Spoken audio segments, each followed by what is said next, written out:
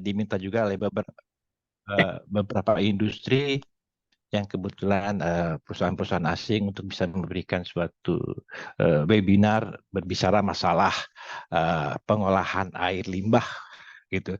Tetapi saya di sini tidak ngambil sampelingnya adalah dari tugas akhir atau disertasi masalah air limbah tekstil, tetapi secara umumnya kebetulan saya sekitar tahun 2000 sudah mulai di pengolahan air limbah, walaupun waktu itu kami masih KIM, itu kalibrasi instrumentasi dan meteorologi gitu. Sekarang jadi BRIN. Itu kira-kira informasinya. Oke, terima kasih. Assalamualaikum warahmatullahi wabarakatuh. Selamat sore, salam sejahtera buat salam semuanya dan salam. Jadi kami akan coba apa yang kami dapatkan untuk kita berikan.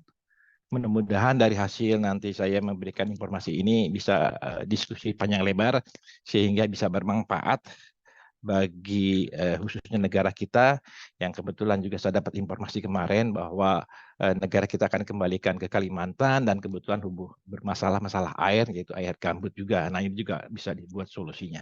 Baik, berikutnya kita mulai dengan judul pertamanya, itu adalah judul yang akan saya sampaikan di sini supaya tertarik terhadap pengusaha di Indonesia, khususnya tidak hanya perusahaan asing, tetapi perusahaan lokal sebetulnya. Karena kebetulan saya coba dari Luxucon seluruh Indonesia sudah saya kelilingi, itu bagi perusahaan-perusahaan yang memang ada air limbahnya agak kesulitan bagi perusahaan-perusahaan domestik.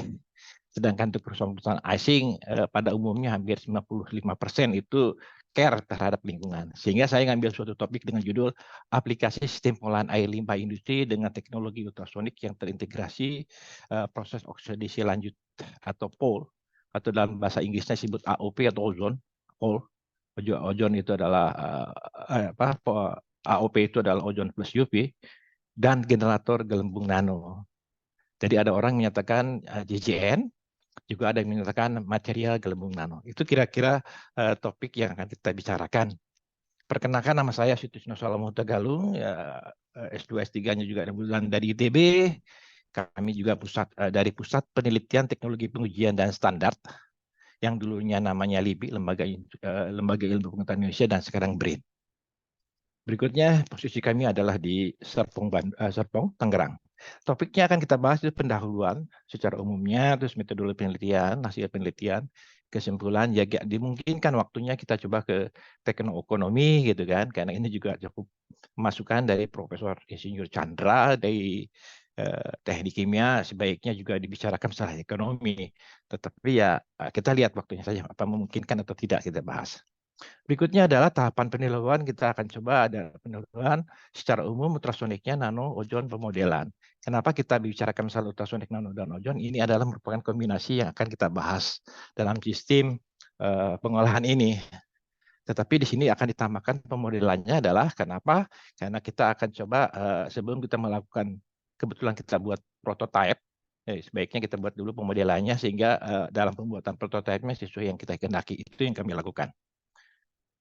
Baik, kita ketahui bahwa kita amati di dunia 15% populasi dunia tidak memiliki akses ke air bersih dan air minum yang aman.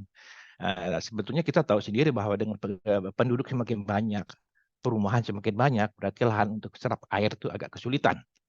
Ya, ini jadi persoalan pertama yang kita harus amati. Ya, itu seluruh dunia, khususnya di Indonesia yang jumlah penduduknya sudah mendekati sekitar 280 juta. Nah, air semakin lama semakin sulit untuk diambil, khususnya air yang bersih. Berikutnya yang harus kita perhatikan bahwa faktor utama yang menyebabkan kesulitan juga selain lahan itu adalah akibat adanya limbah industri. Karena industri semakin banyak berarti dibuang ke sungai. Nah ini salah satu faktor karena umumnya faktor air bersih atau air minum itu sumbernya itu adalah dari sungai. Berikutnya adalah akibat juga limbah lumpur. Nah ini limbah pengoboran contohnya seperti di Sumatera yang berhubungan dengan pengambilan bahan besi dan sebagainya, ya yang terjadi limbah-limbah lumpur.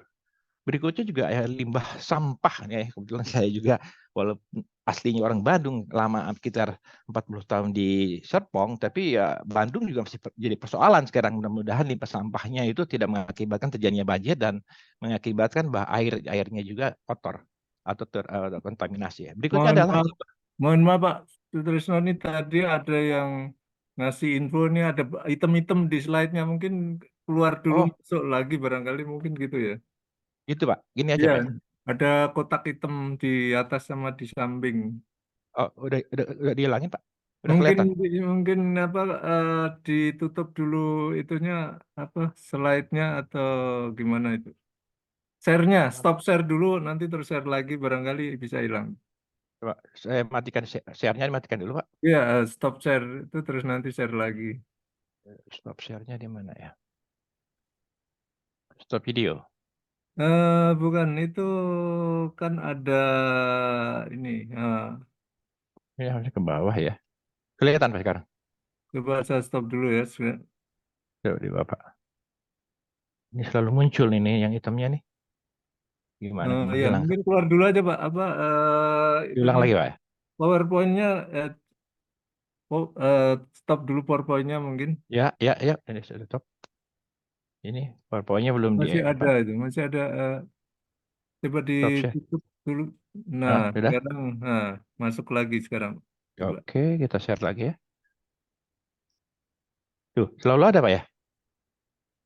Oh iya.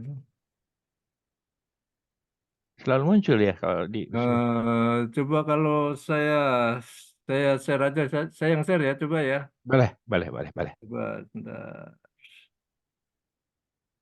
Ini Ini selalu keluar terus ya? Ini cara menghilangkannya gimana nih? Pause, stop recording, share sound, OBS, sleeping. Nggak ada.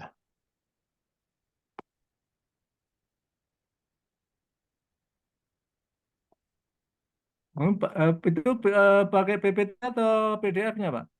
Ini pakai PPT, Pak. Bapak Oh, perlu mungkin coba PDF-nya. kalau PDF-nya aja mungkin. Coba muncul nggak itu? Ini sudah PPT, Pak.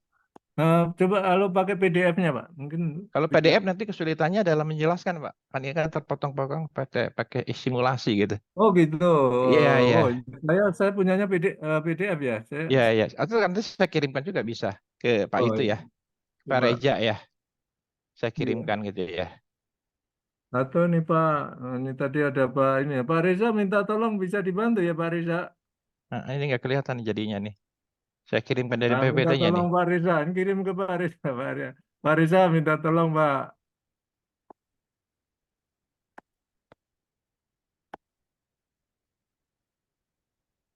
Dikirim ke Pak Reza, Pak. Sudah, Bisa, Pak. Pak. Biar Ya, ya, nanti ya.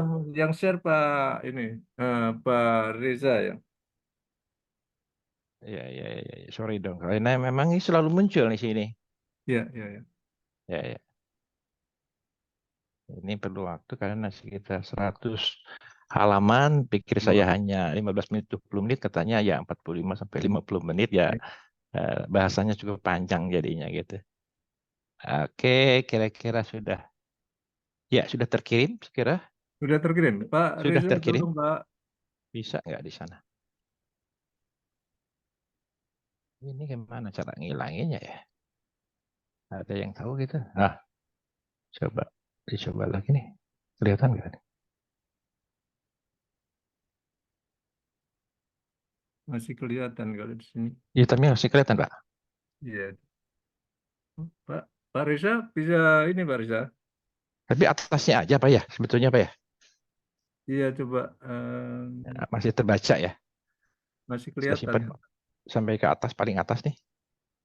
Iya. Hah? Masih bisa kira-kira?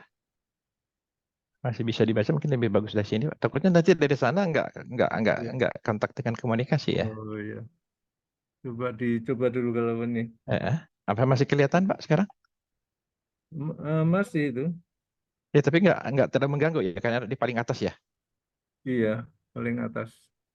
Bisa lanjutkan saja kita? Ya, sambil ini tolong lanjut aja dulu. Bentar, Ah, bentar. ya, ya. Ya, lanjut aja dulu. Dilanjut aja lagi ya. Ya. Ah, baik, tadi sudah menjelaskan bahwa air limbah itu banyak faktornya. Ya, air bersih itu diakibatkan karena air limbah itu ada limbah industri. Ya, tadi saya bilang di sini ada limbah industri, ada limbah lumpur, ada limbah sampah. Ini selalu terjadi mana-mana gitu kan, baik itu di kota besar apalagi, dan limbah domestik. Ini juga karena ibu-ibu rumah tangga yang membuang sampahnya sembarangan. Dan terakhir kami itu tadinya adalah ke limbah tekstil, itu daerah Bandung dan sebagainya. Kenapa tadinya kita melakukan beberapa ini semua pernah kami lakukan, baik itu limbah industri, lumpur, sampah domestik, tetapi fokus pada penelitian waktu disertasi saya lebih banyak ke limbah tekstil sesuai daripada pembimbing. Nah ini akibatnya adalah bahwa sulit air bersih, ya, sehingga kita tahu bahwa sungai sebagai bahan baku air bersih itu sudah tercemari. Nah ini sudah tercemari. Jadi sudah terkontaminasi, itu akibat karena industri. Jadi berikutnya. Oke, berikutnya adalah bahwa dalam sistem pengolahan secara umum itu dibagi 3 poin sebetulnya. Sistem konvensional yang kita nyatakan sebagai konvensional, gitu ya. Jadi mana pada sistem konvensional itu dibagi beberapa item, itu berhubungan dengan luas area daripada pengolahannya, waktu pengolahannya, penggunaan senyawa kimia pada umumnya, kemampuan degradasi, slot, dan operasi maintenance, gitu kan, dan recycle. Nah, di sini di sistem komisioner umumnya dibagi menjadi 2, itu sistem biological dan kimia.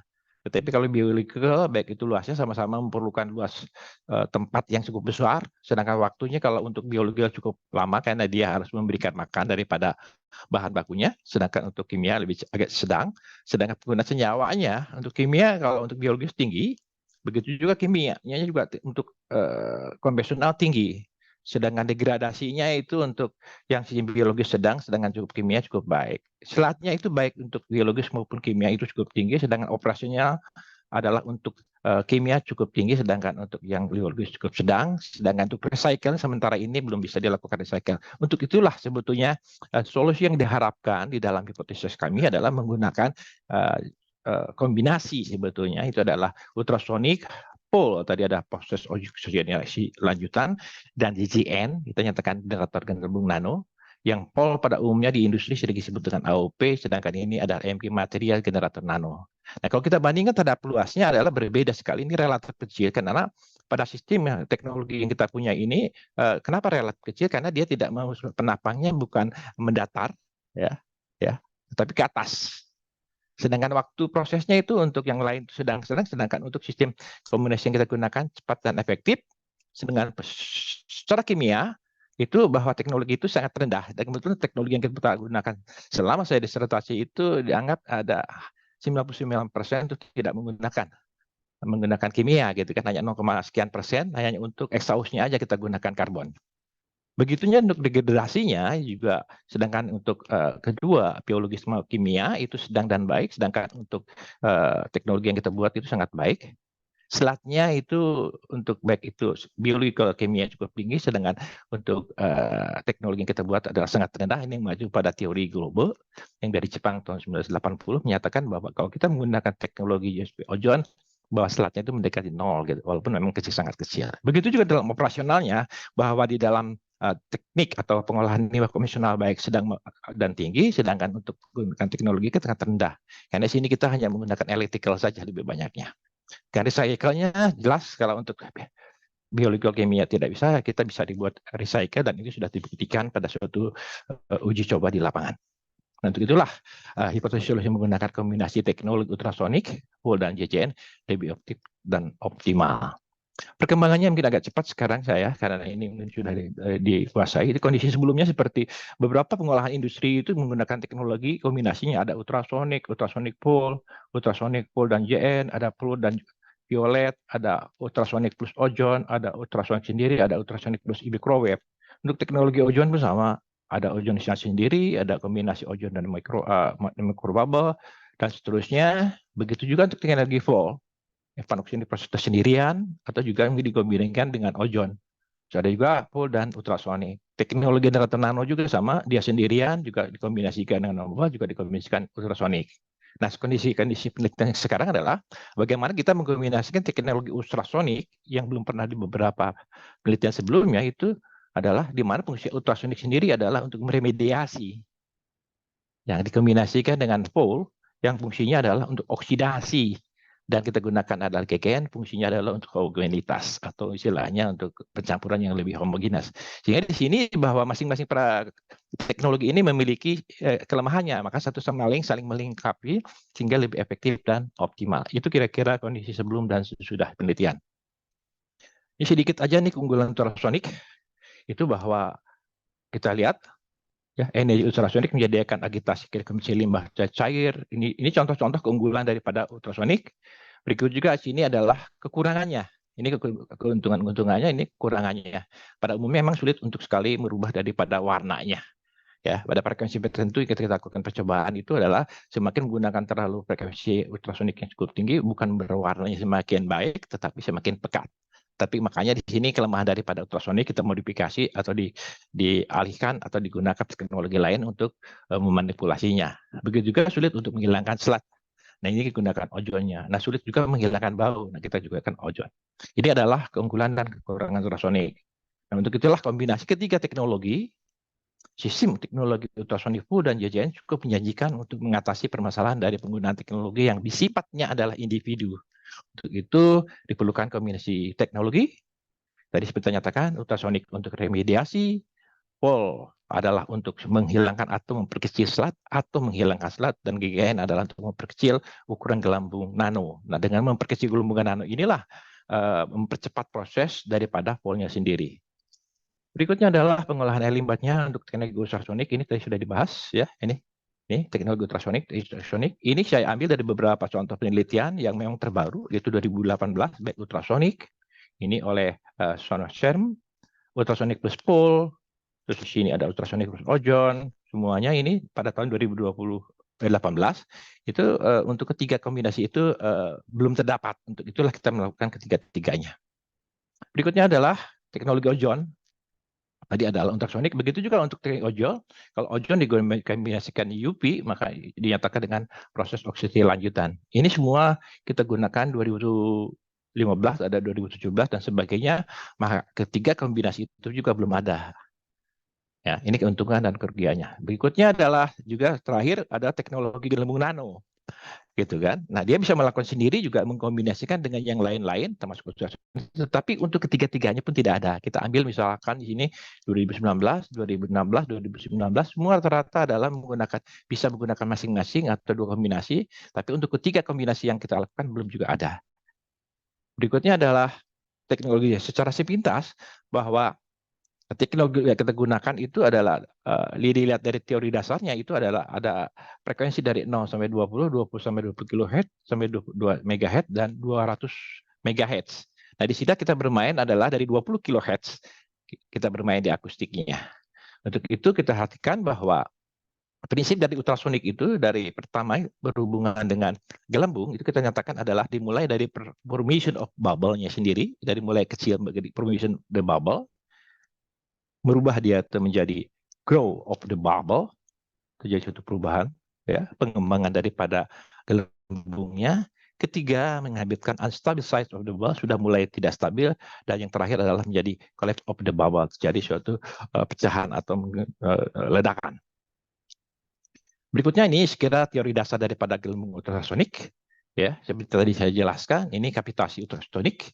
Ini kita ambil dari buku Debo, mahagai antar molekul tidak mampu menahan molekul setiap kali amplitude tekanan dan tekanan listrik mengakibatkan kapitasi akustik. Nah, akibat daripada akustik ini bagaimana keruntuhannya? Nah, akibat daripada gelembung itu membesar, maka mengakibatkan dia terjadi reruntuhan. Ini efek keruntuhan tadi itu akan menghasilkan sonolinusis yang mengakibatkan efek kimia dan mekanisme yang signifikan. Ini kita gunakan. Nah, frekuensi yang kita gunakan di sini yang menurut Bo itu adalah mengakibatkan suatu besaran daripada gelembung nano, saya nyatakan GN ini gelembung nano, itu berkisar 100 nano sampai 220 nano. Karena prinsip daripada gelembung nano itu dinyatakan gelembung nano pada umumnya adalah mendekati 100 nanometer.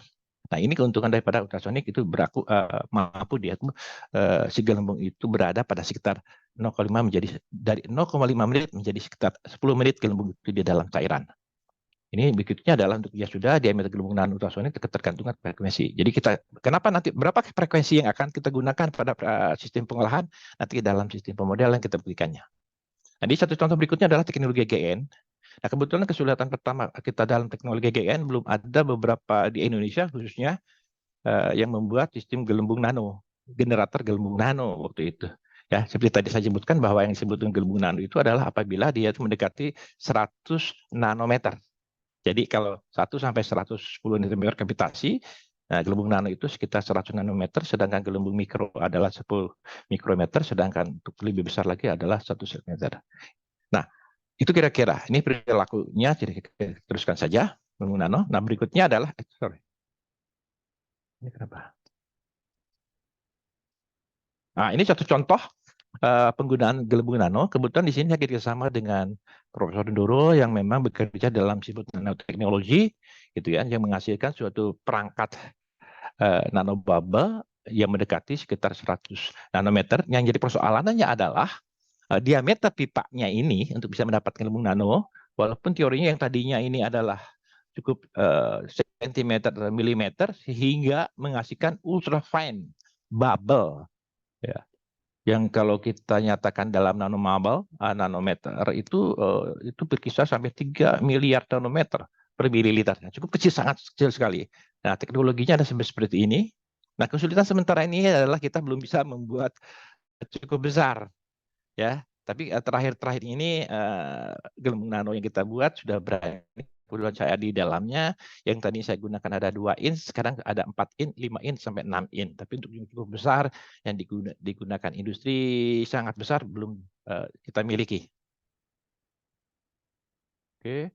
Nah, di sini bahwa kita lihat ini adalah nanobubble and combination super porous. Jadi istilahnya prinsipnya hampir sama dengan pencacah, ya. Kita lihat terus.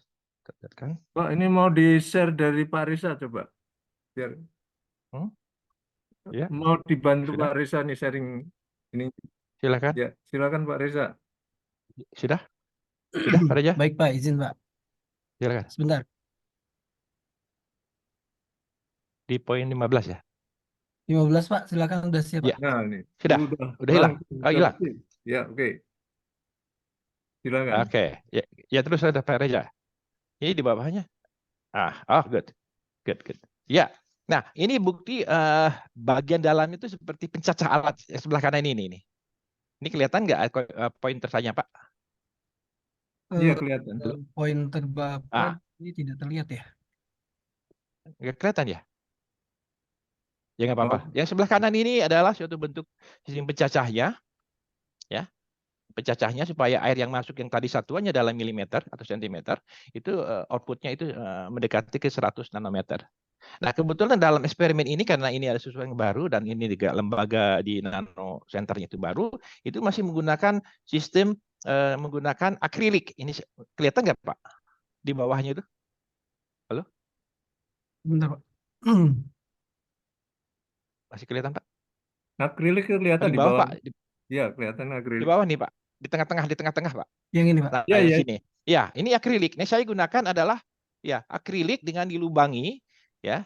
Jadi seperti prinsipnya sebetulnya orifice, ya. Orifice kan satu di tengah-tengah ada segmentis, eksentris dan konsentris, tetapi ini di titik-titik dengan ukuran sekitar 2 mili, nanti lihat contohnya, itu sebanyak mungkin, ya. Yang memang tergantung diameter daripada akriliknya ini. Nah, akriliknya diameternya berapa tergantung daripada pipa daripada paralonnya yang di bawahnya itu, yang di bawahnya paralonnya. Nah, itu kita gunakan 2 inch itu. Nah, kalau sebelah kirinya inputnya, yang sebelahnya kanan itu ada outputnya. Nah, persoalannya adalah berapa jumlah, bukan Pak, jumlah bukan yang kanan itu Pak, output. Nah, itu ada input dan output. Nah, outputnya itu harus kita ukur nantinya, ya pakai alat yang kita punya untuk mengetahui bahwa partikel daripada airnya itu sudah ke nano atau belum gelembungnya gitu. Nah, untuk itu kita ketahui berapa jumlah daripada lempengan-lempengan daripada koin-koin tadi itu, Pak. Nah, itu kita buat simulasi, makanya gitu kita buatkan. Makanya kita harus betul-betul mempelajari ini secara simulasi untuk membuktikan kalau bahannya A itu kira-kira untuk bisa menempatkan satuannya adalah nanometer, berapa jumlah koin-koinnya itu dan berapa jumlah lubangnya dan berapa nilai daripada diameternya gitu. Nah, itu yang kita punya ini. Ini yang kita dapatkan atau kita buat sendiri. Dan yang sebelah kanannya adalah produk dari Jepang. Dia menggunakan stainless steel.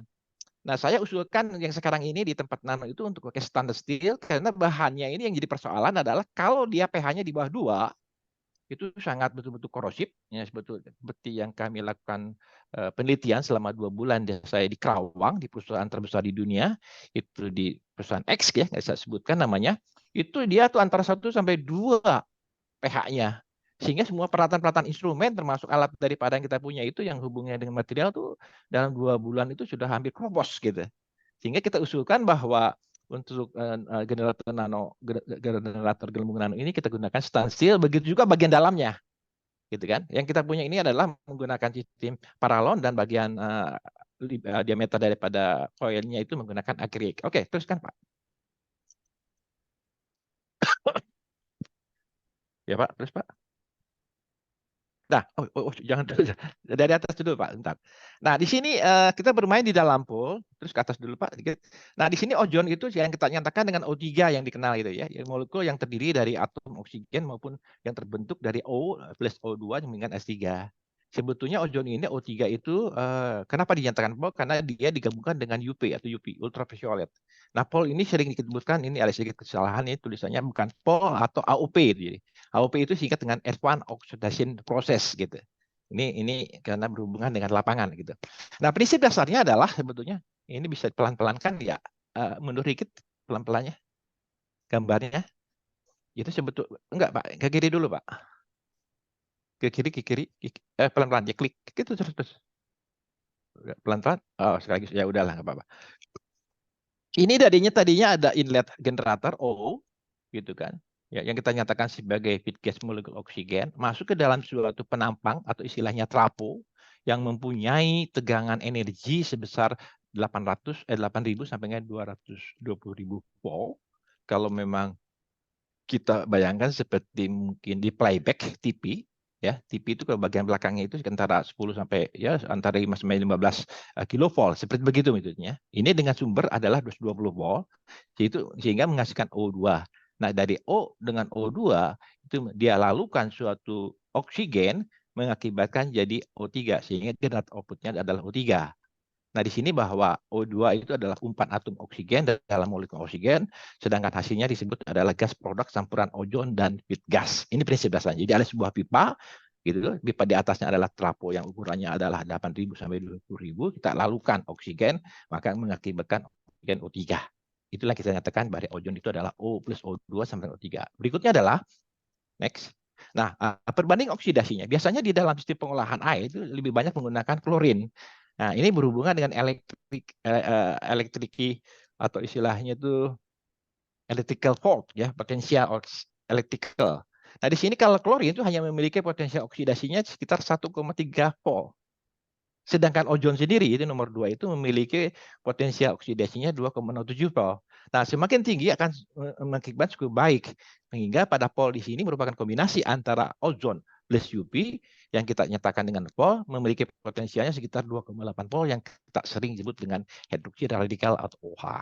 Berikutnya adalah sehingga ozon itu tujuannya adalah itu untuk merubah warna, membunuh bakteri, juga menghilangkan bau. Efek samping yang mengakibatkan oksidasi dan kontaminasi argenik. Nah, di sini harus hati-hati, ini sering cari pengalaman bahwa sistem yang kita gunakan ozon itu dari segi positifnya dia cukup baik, tapi ada segi negatifnya itu sangat berbahaya terhadap manusia atau hewan dan sebagainya. Karena fungsinya tuh dia tuh oksidasi dan reaktif terhadap material-material apalagi yang berhubungan dengan material yang sifatnya mekanik gitu kan. Nah, disinilah ya, makanya saya tambahkan di dalam sistem kita ini adalah exhaust untuk ozon itu menggunakan karbon untuk bisa menyerap udara yang keluarnya itu tidak terbuang tetapi terserap ke dalam karbonnya. Nah, di sini sistem ozonnya lebih efektif jika ditingkatkan dengan menggunakan sonifikasi. Teruskan Pak. Gitu agak. Ya, teruskan Gigi. Teruskan aja. Nah, ini metodologi yang kita lakukan penelitiannya adalah bahan baku. Itu dengan pengembangan sistem proses blok diagramnya, ya, dengan kombinasi pol dan JCN dimasukkan. Ada ozon, OV, dan JCN, di mana antara ozon dengan UV itu adalah pol. Ya, tadi pol ya, atau AOP ya. Itu baru masuk ke dalam JCN, masuk ke dalam US, dan masuk ke dalam keluaran. Nah, di sini kita desain baru. Nah, dalam desainnya inilah yang kita akan gunakan mengacu pada metodologinya tadi. Dan desain ini baru kita rakit instalasinya, baru kita uji coba. Dari uji coba eksperimen, baru menghasilkan data laboratoriumnya. Klik terakhir sehingga didapatkan data laboratoriumnya. Nah, untuk menunjukkan data laboratorium yang sudah kita hitung itu dibawa ke lab, apakah sudah memenuhi baku mutu yang kita inginkan atau tidak. kebetulan dalam sistem ini kita kerjasama dengan pihak luar, ya asing dari Austria, sehingga mereka ingin buktikan tidak hanya praktikumnya atau istilah eksperimennya, tapi bisa dibuktikan sesuai baku mutu enggak. Nah, kalau kita hasil eksperimen yang kebetulan kita lakukan selama 2 bulan di suatu perusahaan ini, itu memerlukan waktu yang cukup signifikan yang sebelumnya kita tidak harapkan, tidak berharap gitu. Nggak taunya kita tadinya baku mutunya menggunakan baku mutu nasional, yaitu COD-nya sekitar 150 ml per gram. Nggak taunya dia bisa sampai masuk kepada baku mutu internasional, gitu kan? Malah yang tidak kita sangka-sangka dengan teknologi yang kita desain ini mampu kepada sistem yang ekstensif, yaitu yang lebih lagi internasional dan Eropa, yaitu sebesar 60 mg per liter. Sehingga kita diundang untuk bisa presentasi di depan mereka. Ini kira-kira metodologi penelitian kita lakukan. Kita teruskan. Nah, ini sistemnya. Yang tadi gambar yang kecil tadi kita besarkan. Ya, di sebelah kiri itu ada sebuah bahan baku. Ya, itu dilihat tuh kecepatannya ya mengalir melalui rotameter 1, cara kerjanya gitu. Kita lihat tuh 30 liter per menit ya, naik ke atas masuk ke dalam nanobubble. Itu yang 100 liter per menit. Kenapa 100 liter per menit? Karena kapasitas dari pompa ini sekitar 30 sampai 40 liter per menit, dan kebetulan tadi saya nyatakan bahwa generator gelembung nano yang baru kita punya itu adalah 10 liter per menit.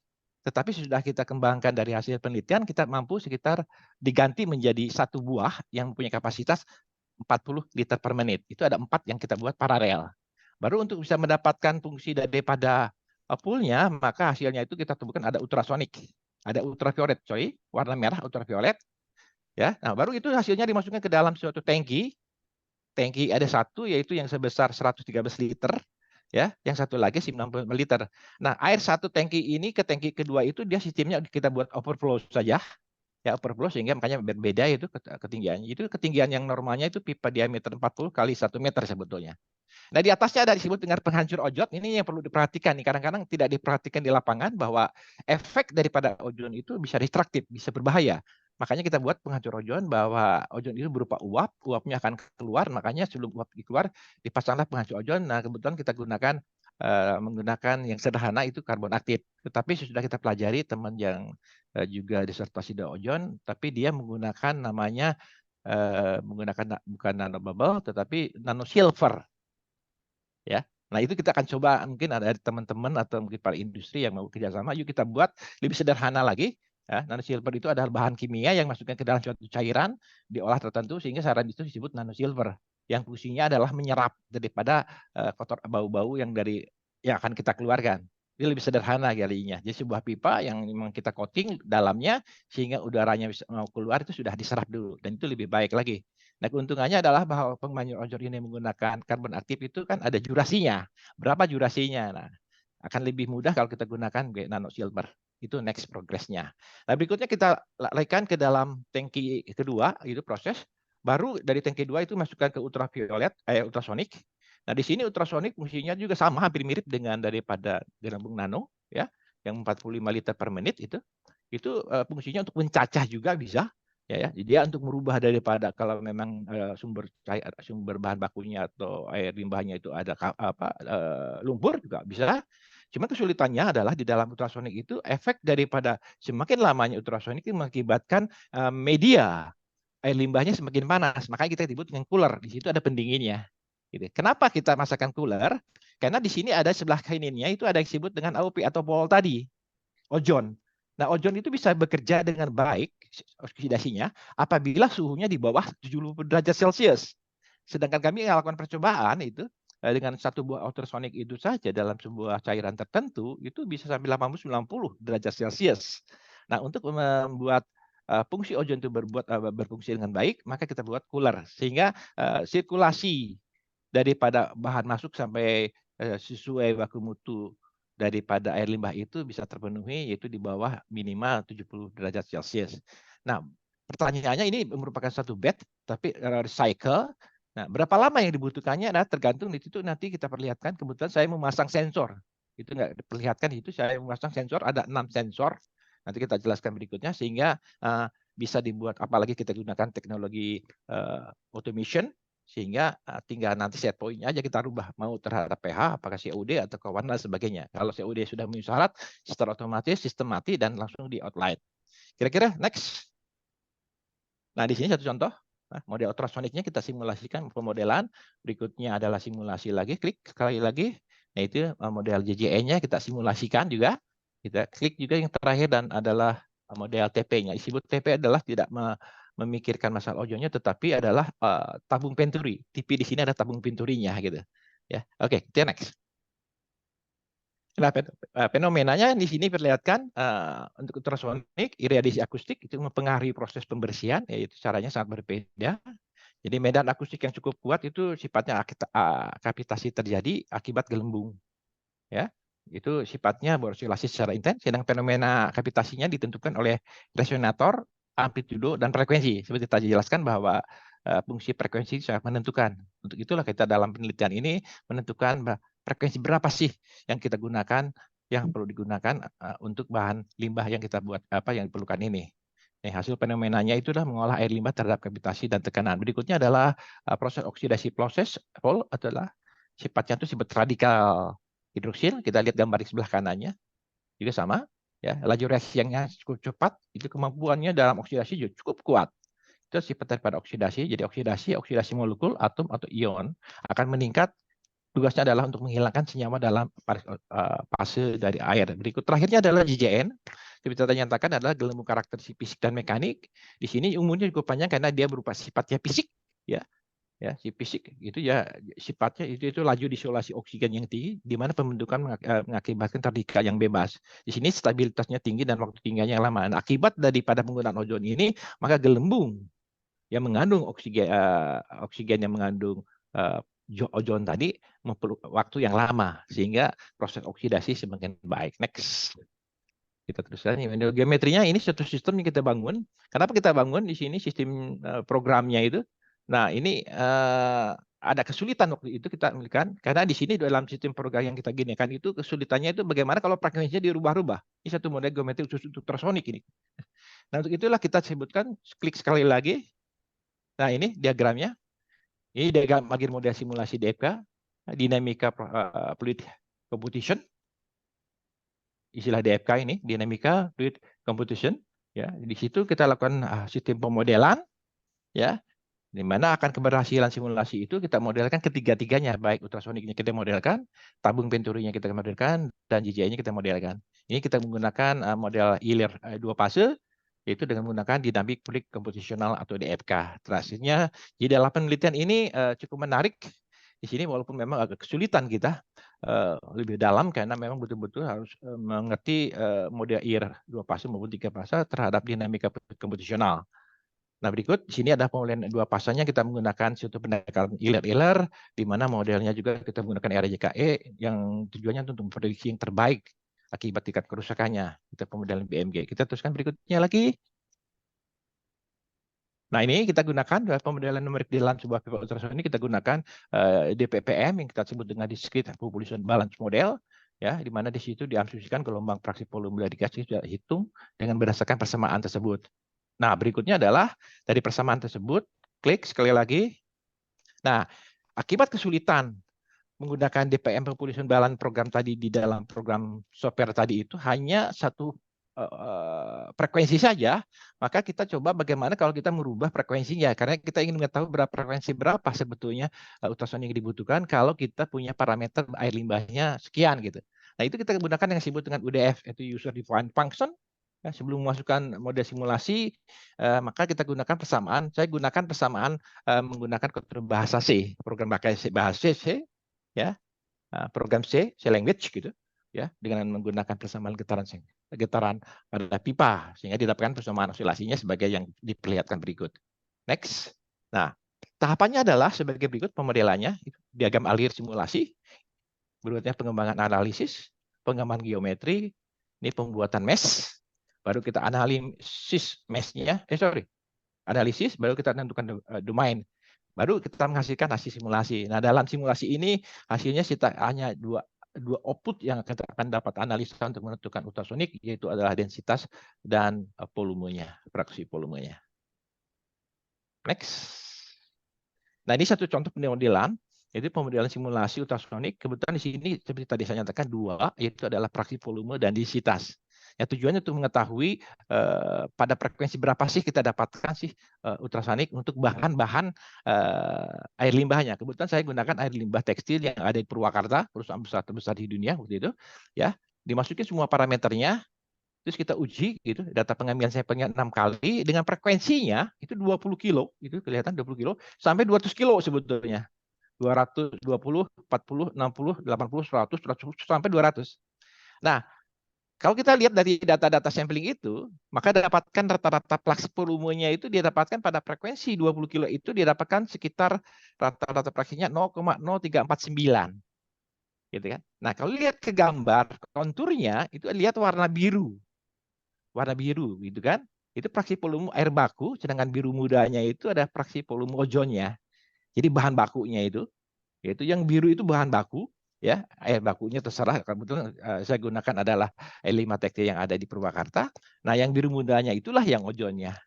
Nah, di sini kalau warnanya beda dari yang biru dan dari muda atau transisi itu disebut dengan fase transisi dari ozon dan air baku. Di mana data ultrasonik pada 20 kHz itu didapatkan fraksi volume terkecilnya adalah 0,0349 dibandingkan model simulasi getar yang lainnya. Yang lainnya pasti lebih besar ya, 0,052, 552 gitu kan. Jadi 0,03. Oke, kita berikutkan lagi. Nah, ini tadi kita bicara masalah fraksi volume, dan yang kedua adalah fraksi densitas. Kebalikannya, ini yang terbesarnya, gitu kan. Karena kita gunakan itu waktu itu sekitar 1.100 sekian lah kilogram per meter kubik itu densitasnya.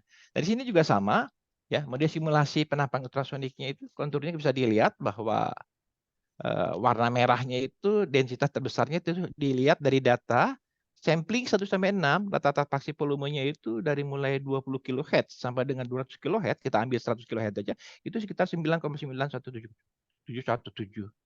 Ya. Nah, tapi kalau lihat kenapa di sini ada densitas terbesar dengan nilai 997, itu kalau 997 itu dilihat ke kontur, di kontur warna merah itu kelihatan tuh. Nah, itu maksimalnya ya 997,854. Ya kan?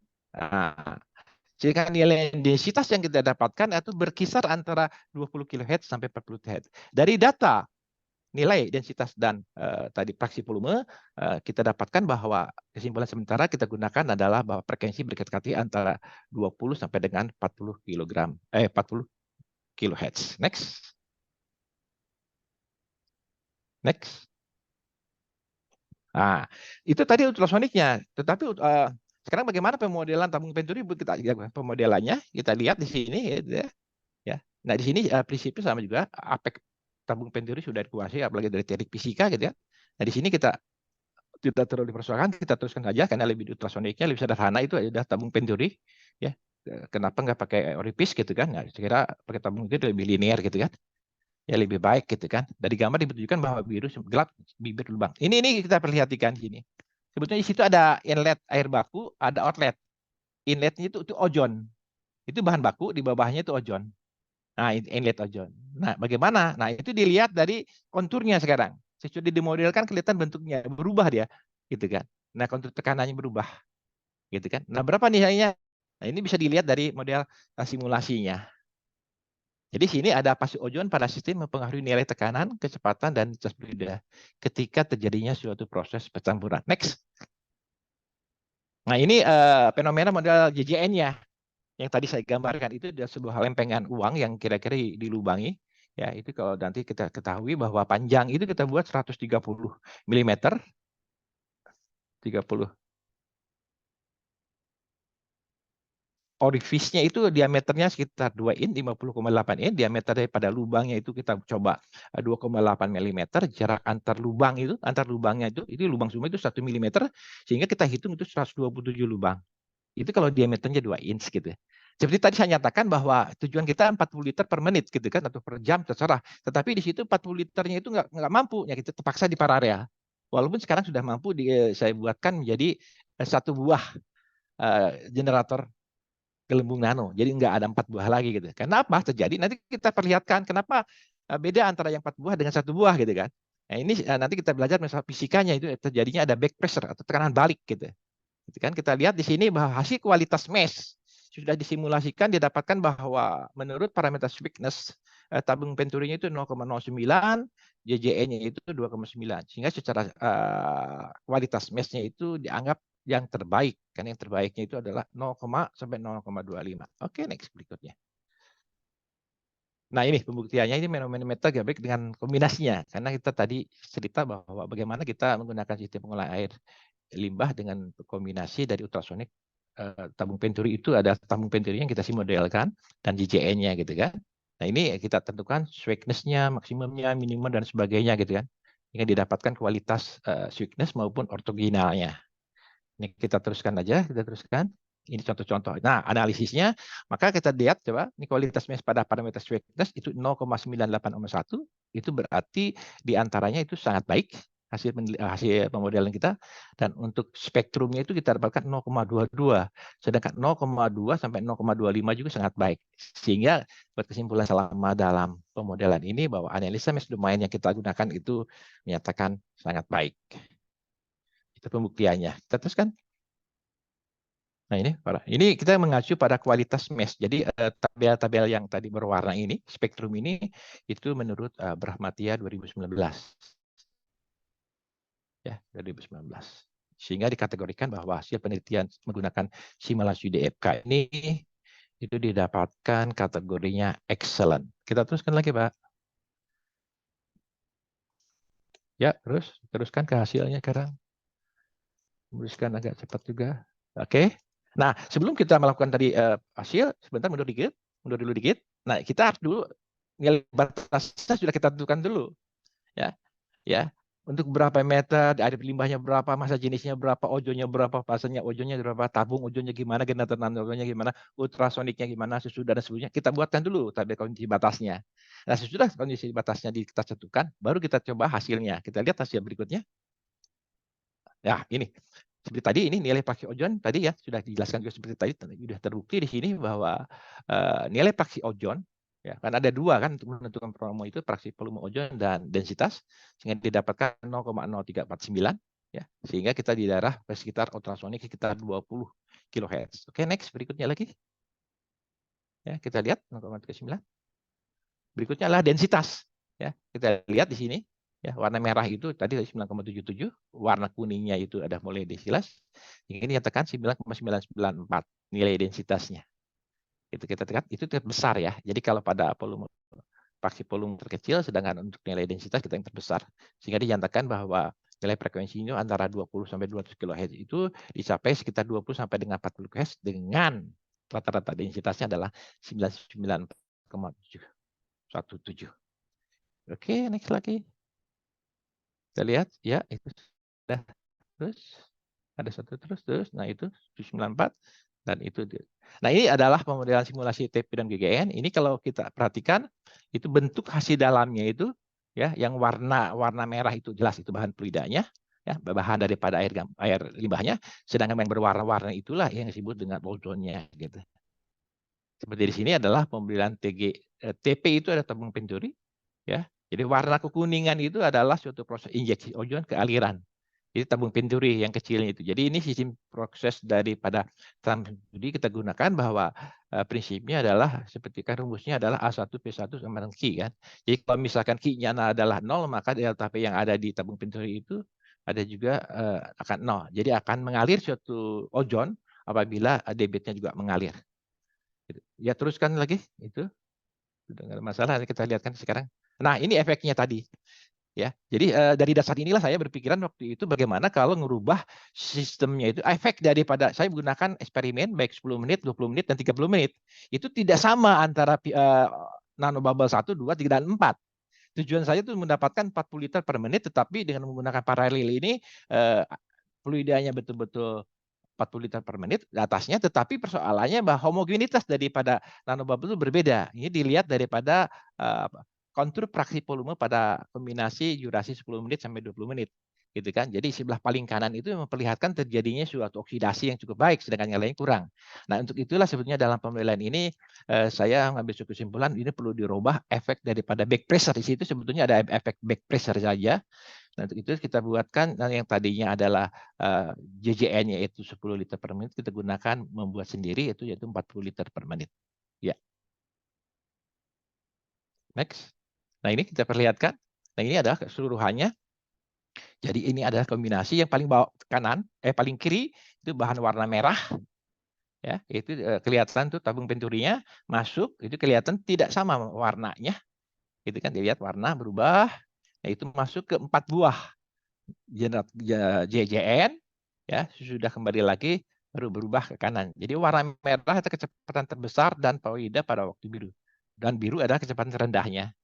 Jadi air limbah masuk terhadap tabung penturi dan bercampur dengan ozon. Jadi sambungan keempat pipa JJN itu memiliki kecepatan yang terbesar, gitu kan. Jadi indikasi warna kehijauan dibandingkan warna biru itu yang mengakibatkan tidak efektif malah. Jadi ada sebagian besar distribusinya tidak sama, sehingga saya untuk berikutnya dan sebenarnya tidak untuk future, dan waktu itu langsung saya coba melakukan eksperimen dengan tidak menggunakan 4 JJN tetapi 1 buah JJN dengan kapasitas 40 liter per menit. Next, kita teruskan. Tolong diingatkan waktunya. Terus ya. Nah, ini satu contoh lagi ya.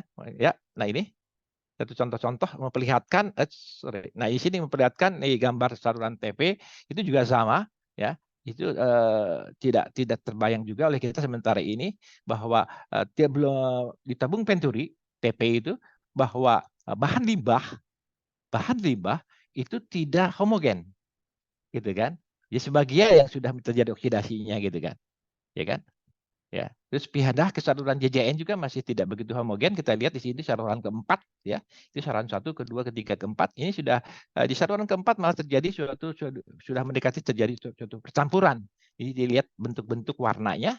Ya, lama-lama ke saluran ultrasonik yang sifatnya untuk pencacahan itu semakin lama semakin stabil. Nah, itulah kegunaan kita menggunakan ketiga teknologi ini. Next. Nah, ini satu contohnya, ya, hasilnya, ya kan. Jadi sesudah kita lakukan sehingga didapatkan bahwa penggunaan daripada hasil simulasi parameter menggunakan DFK ini untuk US itu didapatkan sekitar 20.760 RE-nya, sehingga kita nyatakan bahwa sistem simulasi ini adalah internal atau turbulen, bukan laminar. Sehingga pada sistem ini sistem bilang Raynornya didapatkan sekitar 2760,70 dengan air limbahnya sekitar 36 liter per menit. Next. Ya, ini sama. Ini juga kondisi tekanannya sama, kita tidak perlu cobakan. Ini kan simulasinya saja, itu tidak.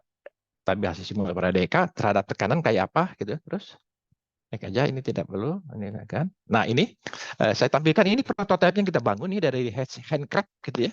Dikerjain ya handcraft kita, makanya memerlukan waktu yang cukup lama ya, gitu kan.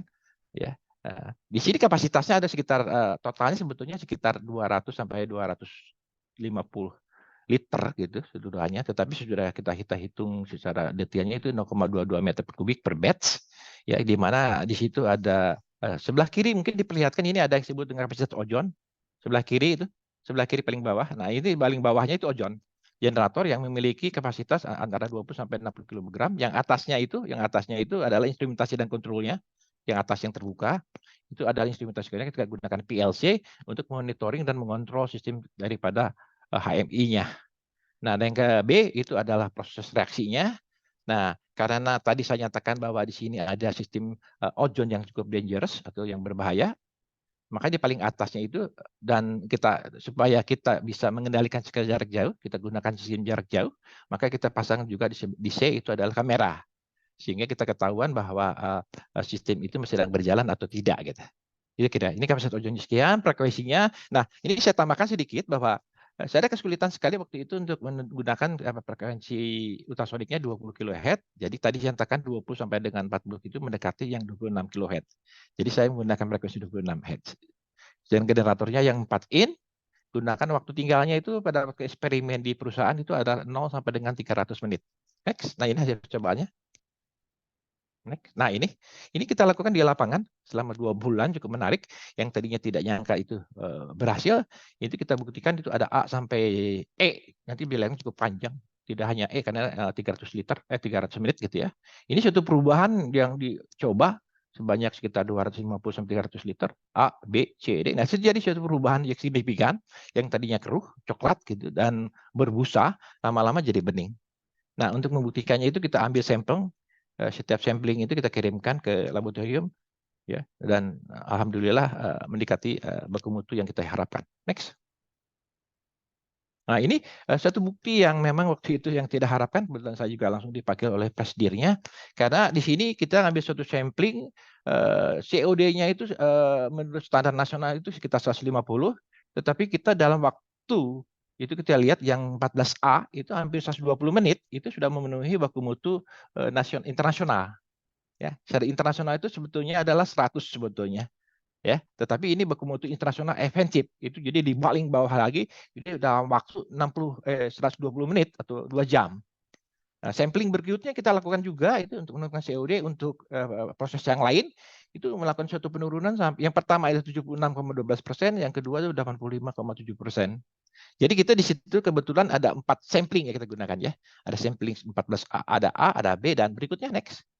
Ini juga cukup besar penurunannya. Nah, di sini penurunan COD-nya yang berikutnya untuk yang 14C, bahan C, itu sampai 64,9% penurunannya. Itu dalam 1 menit, 1 jam atau 60 menit aja sudah memenuhi baku mutu. Dan yang terakhir itu adalah penurunan untuk D, 14D, dia mampu sampai 85,7%. Jadi hasil analisa COD itu dengan 4 sampling tadi itu mencapai rata-ratanya sekitar yang 4C itu 64,92%. Ya, sedangkan yang untuk COD untuk 14D-nya itu 85,7%. Ini sudah memenuhi mutu nasional itu menurut Kakmen 16 tahun 2019 itu maksimumnya COD 150. Nah, yang perlu diperhatikan ini kita gunakan standar internasional yang disebut dengan Zero Discharge Hazardous Chemical yang kita nyatakan JDHC ya. Ini berfungsi untuk Eropa maupun internasional ya kan. Kalau sifatnya itu progresif itu COD-nya 100 miligram per liter progresif ya. Terus yang kedua itu kalau dia mencapai 60 miligram per liter itu kita nyebutkan adalah baku mutu aspiration limit. Nah, kita sudah mampu sampai ke aspiration limit. Makanya itu cukup meyakinkan hasil produk itu, penelitian kita. Next berikutnya. Agak cepat. Nah, ini hasil eksperimen yang kita lakukan di lab ya. Jadi tadi di lapangan kita di lab. Nah, ini di lab karena waktunya cukup panjang. Kenapa kita nggak terlalu lama-lama 2 bulan, mungkin berapa bulan? Karena dalam 2 bulan itu situasi di sana agak nggak memungkinkan kita melakukan di sana karena pH-nya itu antara 1 sampai 2 dan lingkungannya juga cukup berpengaruh environment-nya sehingga dalam 2 bulan aja itu sistem kita itu hampir keropos yang gunakan. Sebagian pakai stainless steel, sebagian yang pakai mekanik itu langsung keropos. Ini satu contoh pembuktian itu dari 0 menit sampai dengan 300 menit terjadi suatu perubahan yang diambil selama 30 menit memang terbukti terjadi perubahan. Next, bahan aslinya dan kita juga, nah ini satu contoh hasil analisa COD sampling tipenya baik untuk COD ya dengan frekuensi 50%, 75%, yang sebelah kanannya adalah 100%, terjadi suatu penurunan COD. Next, juga sekarang. Nah ini adalah hasil penurunan COD itu melalui perlakuan dengan sistem ultrasonik sekitar 26 kHz. Ya, teramati di sini bahwa dalam waktu 5 sampai 30 menit terjadi suatu sistem pengurangan yang signifikan sesuai yang dinyatakan oleh Kwarciak, Kozlowski dan kawan-kawan menjelaskan bahwa metode ultrasonik bekerja melalui proses fisik dan kimia, yaitu adalah memecah senyawa organik dan menghasilkan radikal OH-nya. Nah, ini yang kita maksudkan sebagai radikal OH-nya. Next lagi, Mbak. Ayo, Pak. Ini untuk yang simple A-nya, sama 50%, 70%, dan 100%. Kita lihat COD-nya. Nah, ini pengurangannya ya. Ini tadi kan COD-nya ini pengurangannya. Ya, kita teruskan. Nah, ini kita lihat. Jadi kombinasi proses ozonisasi dan ultrasonik itu bahwa amplitudonya 100% selama 30 menit itu pengurangan sebesar hampir 65,67% terjadi suatu pengurangannya. Jadi sistem di sini dengan pengurangan amplitudo 100 menit selama 90 menit memiliki pengurangan yang lebih tinggi dari kombinasi ozon dan ultrasonik, sehingga mencerminkan bahwa sistem metode ozonisasi ini cukup baik atau lebih efektif. Next. Ini yang tadi A ya. Ya, ini untuk B-nya sama, mungkin teruskan aja ini bahan B-nya saja bedanya membuktikannya. Tapi untuk membuktikan saya itu kalau dalam eksperimen itu ada 4 eksperimen, tapi kalau untuk analisanya saya ambilkan adalah A dan B. Dan itu tidak terlalu berubah dan memang betul bahwa efek analisa nilai COD pada simpel kode A maupun B itu betul-betul terjadi suatu perubahan yang signifikan atau lebih efektif gitu ya. Ya. Jadi seperti lihat bahwa efisien standar nasionalnya mengacu pada standar nasional Cadmium 2019 ya, tetap sampai tadi jelaskan 150 mg per liter. Sedangkan standar nasional internasional Geodiesel seharusnya itu menggunakan HDEC 2020 dan itu tercapai semuanya. Next. Ini dua sampling aja. Nah, ini saya tampilkan sedikit di sini. Seharusnya ini tidak, tetapi karena saya itu bermain terhadap generator gelembung nano seperti dinyatakan itu tadi antara sekitar 100 nanometer yang kita katakan dengan ozon. Nah, itu kita ambil suatu sampling waktu itu kita ambil sampling untuk mengetahui ukuran gelembung nano pada variasi konsentrasi. Nah, waktu itu kita coba ada 3 itu konsentrasi dalam bentuk ppm 13,6 ppm, 27, ppm, 40 ppm. Jadi konsentrasinya semakin besar itu memang mengakibatkan bahwa ukuran nanonya semakin besar juga. Ya, sedangkan kita seharusnya semakin kecil di sini adalah ukuran nano yang warna kuning, ada merah dan warna biru. Nah, makanya dilihat daripada kita lihat di sini analisanya itu perubahan distribusi ukuran ke arah kanan dari sekitar 200 meter. Jadi kalau itu yang warna kuning itu kelihatan 200 meter, 200 nanometer, ya. Sedangkan kalau warna merah 400, yang warna biru juga 400, mendekati 400-an. Sehingga kebetulan kita ada analisa di nano, itu menggunakan analisa ukuran gelembung nano, menggunakan Jeta Sizer Blue Pro Blue, yaitu berdasarkan dynamic lag scattering, ya, sehingga didapatkan nilai jetanya itu selalu negatif, itu negatif. Semakin kecil dari konsentrasinya, dia semakin kecil daripada nilai milivoltnya. Itu bisa lihat 19,95, 20,1 dan sebagainya. Itu akibat daripada konsentrasi. Sehingga dibuat kesimpulan bahwa konsentrasi semakin besar, maka nilai potensialnya akan semakin kecil. Itu kira-kira. Terus berikutnya, terakhir. Ya, ini saya sedikit menekan. Jadi karena kebetulan saya background instrumentasi dan kontrol, harus ikut pemodelan, juga harus belajar kimia. Nah, di sini sebetulnya pemantauan dan kendali itu sangat berpenting ya. Jadi semua ini peralatan yang kita hasilkan penelitian itu tanpa ada sistem kontrol dan sistem monitoring and control itu ya nggak akan berhasil saya bilang gitu kan. Karena semuanya juga harus memang terkendali, terukur dan terkendali. Ini kebetulan kita gunakan sistem instrumentasi dan kontrolnya itu menggunakan IoT yang terbangun, yang sifatnya menggunakan nirkabel sengaja di sini supaya kita tidak berhubungan langsung dengan objeknya, ya, pengolahan air limbah. Jadi mana lakukan pemantauan air kualitasnya itu secara real time sehingga semua data itu bisa terkumpul. Berikutnya adalah data yang terkumpul dikirim melalui pusat penelitian, diproses dan dianalisa. Nah, teknologi IoT-nya pada instansi pengolahan juga suatu pengambilan keputusan yang lebih akurat dan cepat. Keuntungannya bisa diskusi dengan industri nanti apakah kita set point-nya terhadap apa? Apakah COD-nya, apakah pH-nya, apakah warnanya dan sebagainya. Nah, di sini data yang dikumpulkan oleh sensor kabel itu dihubungkan ke internet dan dianalisis. Kita menggunakan algoritma machine learning sehingga lebih bermanfaat sampai pada tahap penyelesaian. Jadi pelaksanaannya berikutnya baru kita lakukan kajian, verifikasi dan validasi sehingga efektif terhadap hasil baik di lapangan maupun di lab. Next, berikutnya kita lihat gambar sedikit-sedikit agak cepat di sini. Nah, ini sistem yang kita bangun nih, konfigurasi sistem instrumentasi, sistem kendali yang menggunakan IoT-nya, gitu kan? Itu sama seperti gambar yang tadi, cuma di sini difokuskan di situ ada yang disebut PLC-nya dan ada HMI-nya. Termasuk ada juga yang disebut dengan software deviation tool-nya, itu komputer untuk engineering-nya, HMI-nya itu layar.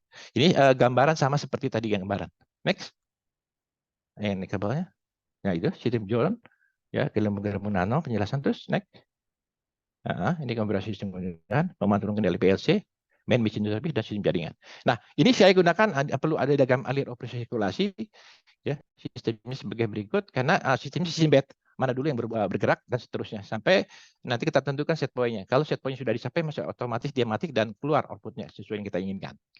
Next, operasi sirkulasi. Nah, ini sistem instrumentasi dan kontrolnya. Kita gunakan PLC dengan sinyal 420 mA, ya, di mana kita ubah menjadi 0 sampai 10 volt keluarannya. Kita gunakan sistem fungsi PID controller ya untuk mengkonversinya. Nah, ini kita lihatkan ini sistem diagram booknya. Next. Di sini ada tabel-tabelnya. Di sini sekitar ada 6 konversi baik untuk pH, suhu, conductivity, disebut oksigen, turbidity, dan ultrasonik maupun ultrasonik kebetulan pakai level transmitter. Nah, di sini harus dikonversi dulu kita, ya, baru dimasukkan dalam sebuah program. Inilah perhitungan konversinya baik terhadap input maupun output. Oke, next.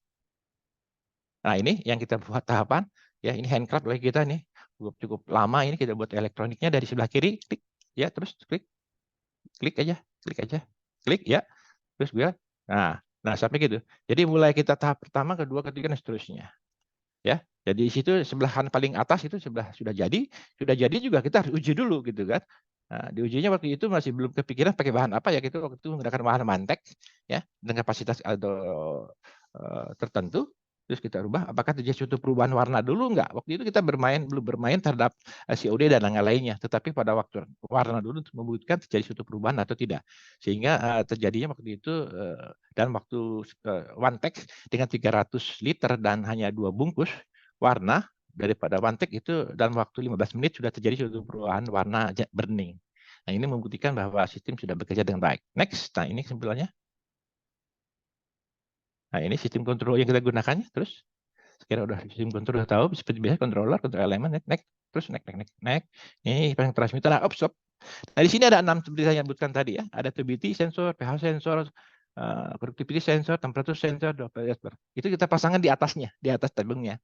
Kebetulan kita pasangkan di sini PLC yang cukup murah, ya, tidak menggunakan yang Bentley, kita gunakan ya yang sederhana saja, Siemens. Tidak juga Siemens gitu ya, yang sederhana. Masukin ke dalam suatu komputernya, kita siapkan 2, itu monitoring yang menggunakan sistem touchscreen dan menggunakan laptop. Masuk ke kontrol valve, kontrol elemen, klik, baru ke proses plan-nya. Ya, itu kita buatkan ada 3, itu adalah instrumentasi engineering, ada engineering control, instrumentasi control. Nah, ini ahli daripada Pak Edi Laksono nih, saya belajar pada beliaunya. Oke, terus next. Ya, ini sistem instrumentasinya, ini sekira sudah dasar utamanya yang perlu kan proses identifikasi pemodelan, kita gunakan USPO dan JJN, estimasi pemodelan gangguan, identifikasi kendala. Nah, berikutnya ada sampai pada solusi optimal baik terhadap fungsi PS input maupun pada DS pada output. Next. Nah, ini terakhirnya adalah seperti yang kita sebutkan, sistem instrumentasi dan kontrolnya itu kita kombinasikan antara ultrasonik, POL dan JJN, gitu kan, masuk ke dalam HMI. Ya, yang kita ukur itu adalah sebetulnya banyak. Itu sebetulnya ada pH, ada suhu, ada conductivity, ada turbidity, ada dissolvent oksigen, dan level. Ini kita gunakan sistemnya itu menggunakan programnya KingView. KingView yang agak murah waktu itu, saya beli sekitar 10-15 juta, harusnya yang 30 juta yang bisa sistem itu berubah-ubah variabel, tapi dananya tidak cukupi, baru menggunakan PLC. Gitu kan. Nah, penggunaan tidak langsungnya ini tadi yang sebelah kanan langsung, yang tidak langsungnya kita buat ke lab. COD, warna, pH, TTS, fosfor kita menggunakan metode sampling untuk perhitungan pengukurannya. Next. Ya, nah ini penalaannya sekira orang-orang instrumen sudah nggak masalah lagi ya, mode pengenalan proporsional plus integral plus derivatif supaya level ketinggian itu stabil ya, baik kecepatan maupun sesuai dengan baku mutu. Kita gunakan penalaan PID ya, di mana kita gunakan adalah pengendalian dengan TPO, kita sebutkan dengan time proportional output karena berhubungan dengan PLC ya, yang di mana kita akan berhubungan langsung dengan pH baku mutu air 5 teksil. Kebetulan kita coba juga set point-nya terhadap pH. Nah, komputer dengan HMI-nya kita lihat bahwa operasional ultrasonik terintegrasi pada DJE, di mana HMI terjadi suatu program interaktif yaitu proses animasi.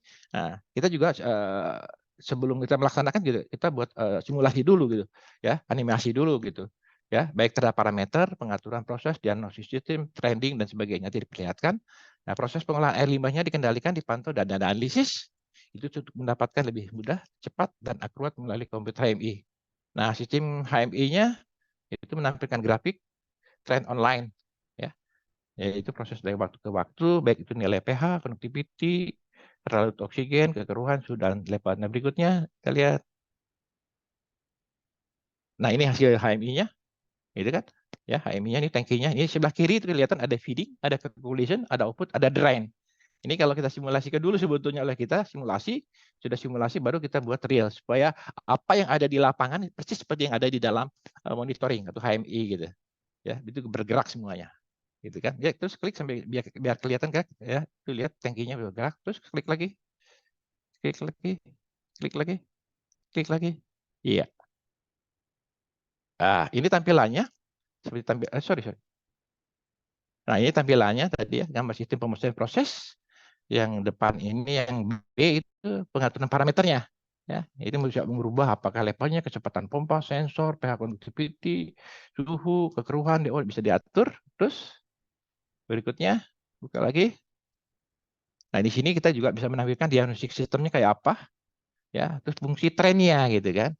Biasanya fungsi pH itu dimulai scan-nya tuh 0 sampai dengan 14, konduktivitasnya 0 sampai 2000 mikrosecond, oksigen larutnya berapa, kekeruhannya berapa, temperaturnya berapa. Itu tentu D. Sedangkan gambar laporan menunjukkan fungsi itu naik ada name, tick, ini hampir mirip sebetulnya dengan DCS, Distributed Control System. Mungkin Pak Edi Rosmana lebih ahlinya gitu kan. Jadi hampir sama gitu. Seperti kita bermain di dalam DAS, Data Acquisition System. Sehingga setiap orang yang menjalankan itu secara tidak langsung itu terekod. Sehingga kalau di sini memerlukan waktu berhari-hari, terjadi suatu problem, itu kan operatornya salah pijit gitu kan, lupa pijit gitu, itu langsung keuntungan buat kita itu bahwa ada sesuatu orang yang melakukan gitu. Nah, itu fungsi daripada laporan yang menunjukkan gambar E tadi. Next. Nah, kesimpulannya, ya kebetulan penelitian ini berhasil dengan beberapa tujuan, di mana parameter proses melalui DFK, Dynamic Process Computation, yang menentukan nilai parameter yang optimal, baik POL, JJN, dan frekuensi dalam pengolahan sistem air limbah tekstil kebetulan. Tapi sebetulnya kebetulan kami buktikan juga di sini ada limbah on-food dan sebagainya, dan itu cukup berhasil lagi. Ya, pengembangan sistem ultrasonik terintegrasi ini adalah berhasil sistem ultrasonik yang terintegrasi POL dan JJN yang menghasilkan penggunaan sinergi teknologi untuk menghasilkan sistem pengolahan yang lebih baik. Kebetulan saya di sini adalah fokus pada efektivitas penurunan COD dan warna. Walaupun sebetulnya dalam eksperimen yang kita dapatkan datanya, hampir semua parameter kita dapatkan, tetapi waktunya dan istilahnya biayanya cukup besar. Karena per parameter itu sekitar Rp100, Rp100.000 bisa ratusan juta. Jadi ya hanya COD dan warna, dan kebetulan itu dibiayai oleh Lenjing gitu kan, supaya memenuhi syarat air limbah tekstil memenuhi baku mutu baik itu secara nasional maupun internasional. Jadi dengan demikian penelitian ini memiliki potensi menjadi solusi yang berharga dan mengatasi masalah limbah tekstil. Begitu juga sebetulnya terbukti untuk limbah industri dan dampak negatifnya terhadap lingkungan. Jadi penggunaan teknologi ultrasonik yang terintegrasi dengan POL dan DJN dalam sistem pengolahan air tekstil maupun industri itu sangat membantu industri untuk mencapai keberkelanjutan dan memenuhi standar baku mutu yang berlaku. Sekira sekian cukup lama kita bicara, mohon maaf agak cepat. Terima kasih. Terima kasih, Pak Sukmo. Kalau Ya, paparannya, silakan kembalikan ke Pak Edi Laksono, Pak Prof. ya Dedi, baik, ya, Prof. terima Dedi, kasih. Edi. Ya, sudah. Kita kan ya jawab ya. Silakan menulis di kolom chat ya. Ini ada pertanyaan dari Pak Andi nih, Pak. Ini apakah sistem ini juga bisa untuk limbah deterjen, Pak? Ya, jawabnya masih bisa, Pak. Kebetulan fokus kami sebetulnya kan limbah tekstil, tetapi selama ini berjalan dan sambil berjalan selesai itu limbah tekstil, Indofood, kebetulan yang berhubungan dengan adanya apa itu busa-busa, itu kami lakukan juga dan itu berhasil, Pak. Bisa juga, Pak. Makanya saya tidak berpikir bahwa ini untuk tekstil, karena sesudah kami melakukan penelitian untuk disertasi tadi, kami melakukan untuk beberapa eksperimen yang memang menghasilkan deterjen juga. Itu deterjen lebih cepat lagi, yang domestik lebih cepat lagi gitu. Gitu. Kira-kira itu, Pak. Bisa, Pak. Baik, baik. Oke, ini berikutnya pertanyaan dari Pak Abdul Muiz Mapaloteng. Apakah efektivitas pengolahan sama untuk semua jenis air limbah? Gimana, Pak? Nah, ini efektivitas pengolahannya itu Halo? untuk berbagai apakah sama ini, Pak? Sebetulnya kami sudah tidak seperti tadi saya sudah jelaskan bahwa kebetulan sistem ini kan didesain sebetulnya untuk limbah industri, tetapi disertasi ini kan lebih fokus kepada limbah tekstil gitu kan. Tetapi saya juga sebagai peneliti kita coba juga mencoba dengan limbah-limbah industri lain gitu. Memang secara prinsip bisa, tetapi memang fungsi waktu pemrosesannya yang berbeda-beda, tergantung daripada tadi Pak, tergantung daripada eh, istilahnya itu satu jumlah bahan bakunya kan sama kan, tetapi yang jadi persoalan atau kekentalan atau istilahnya itu COD-nya itu berapa. Semakin besar COD-nya tadi ya, konsentrasinya, semakin lama memang untuk prosesnya. Semakin mengecil konsentrasinya, semakin cepat gitu, Pak. Seperti contoh yang pernah kita lakukan menggunakan bahan tekstil di kita itu hanya 15 menit selesai. Tetapi kebetulan kita nguji yang betul-betul di lapangan di Purwakarta, itu dari 4 sampling itu berkisar antara 1 sampai 2 jam baru memenuhi baku mutu internasional. Kira-kira gitu. Jadi pertanyaannya apakah sama? Belum tentu sama. Ya tergantung daripada bahan bakunya, Pak. Kira-kira gitu, Pak Prof. Dedi. Baik. Prof. Edi. Silakan, ini muncul lagi pertanyaannya. Silakan ditulis atau juga sebenarnya nanti bisa disampaikan dengan Boleh. mikrofon. Ya. Ini dari Pak Rayendra Anandika. Kalau ozonizer apakah harus memiliki daya minimal tertentu? Bagaimana jika menggunakan non-thermal plasma, misal yang menggunakan PEX bed reaktor dengan temperatur yang relatif lebih rendah? Ya, betul Pak. Jadi itu sangat penting gitu kan. Jadi sebetulnya untuk menentukan daya itu kan tergantung daripada bahan nanti kita ngedesain. Pada waktu kita ngedesain itu berapa sih gitu kan eh, energi yang dibutuhkan gitu kan. Power daripada ozonnya. Berarti pertama ke kapasitas ozon.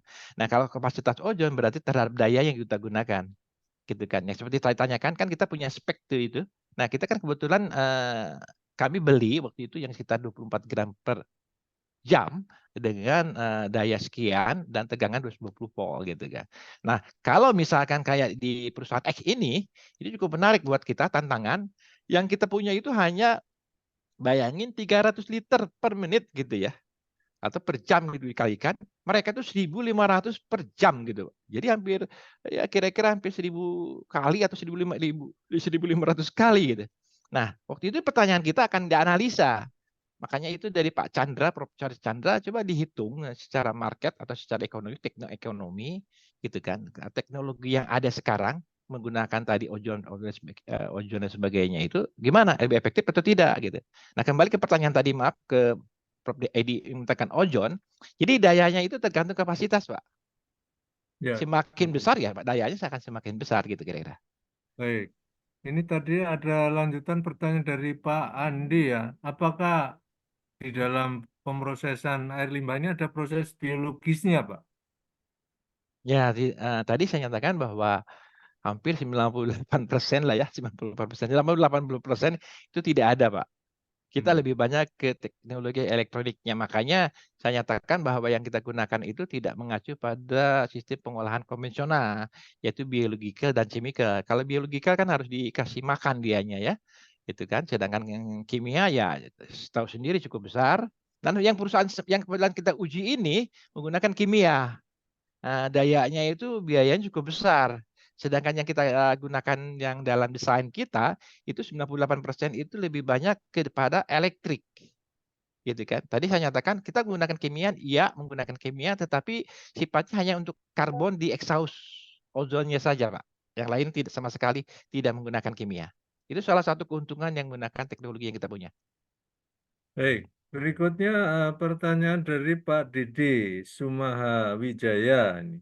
Apakah sludge hasil olahan ini dapat dimanfaatkan ulang sebagai bahan campuran, bahan bangunan, atau dijadikan bahan pupuk? Berbeda. Nah, ini kebetulan waktu kita ngambil suatu penelitian itu ada pihak lain yang melakukan penelitian. Nah, penelitian yang kita gunakan itu kan diharapkan tidak terjadi SLAT, ya kan? Tidak terjadi SLAT. Karena kenapa terjadi SLAT? Karena mereka sistem kimia itu menggunakan kapur, sehingga kapurnya itu terendap, sehingga disebut dengan istilahnya menghasilkan limbah B3. Jadi B3 ini dia dijual. Nah, dia bingung. Waktu pengolahan biaya, terus harus dibuang juga, harus dijual ke Cilengsi gitu kan. Sehingga mereka punya ide bagaimana kalau bahan selatnya itu dibakar. Ini penelitian baru lagi kemarin kerjasama dengan teman kita, dibakar gitu kan, terus dibuat jadi pupuk atau dibuat jadi batu bata malah. Tetapi dia itu agak sedikit mundur setelah teknologi kita masuk gitu. Ngapain lagi Om, sudah tidak, selatnya juga sudah berkurang gitu. Itu persoalannya gitu. Sehingga mereka sangat menarik gitu. Kira-kira itu Pak Dedi. Oh ya baik. Jadi selatnya hampir nggak ada ini ya Pak ya. Ya, secara tidak langsung itu sebetulnya selatnya itu teroksidasi sehingga keluar. Kalau secara kimianya itu bahan baku terhadap ozon itu keluarnya CO2 dan H2O dan O2 antara udara dan air. Jadi dianggap bahwa zero selat gitu, Pak. Baik. Berikutnya pertanyaan dari Pak Ercika Muri Cahyana. Nah, jika sistem ini apakah bisa dijalankan secara kontinus ini Pak? Ya, itu sudah bagus. Betul, Pak. Jadi setelah kami di lapangan yang mempunyai kapasitas seperti perusahaan ini ada 1.500 meter kubik per jam, bisa dibayangkan itu dengan luas lahan 98 hektar, itu model apa yang kita gunakan? Nah, modelnya itu kita gunakan sistem redundant, Pak. Ya, tidak mungkin kita seperti walaupun seperti yang konvensional sekarang pun yang sekitar 1.500 meter kubik itu per jam itu ada 4 lahan gitu ya. Ya, ada 4 lahan A, B, C dan D gitu kan. Nah, itu bekerja dari bahan baku sampai ke jadi itu perlu 8 jam dia bergerak. Baru kebuang gitu kan.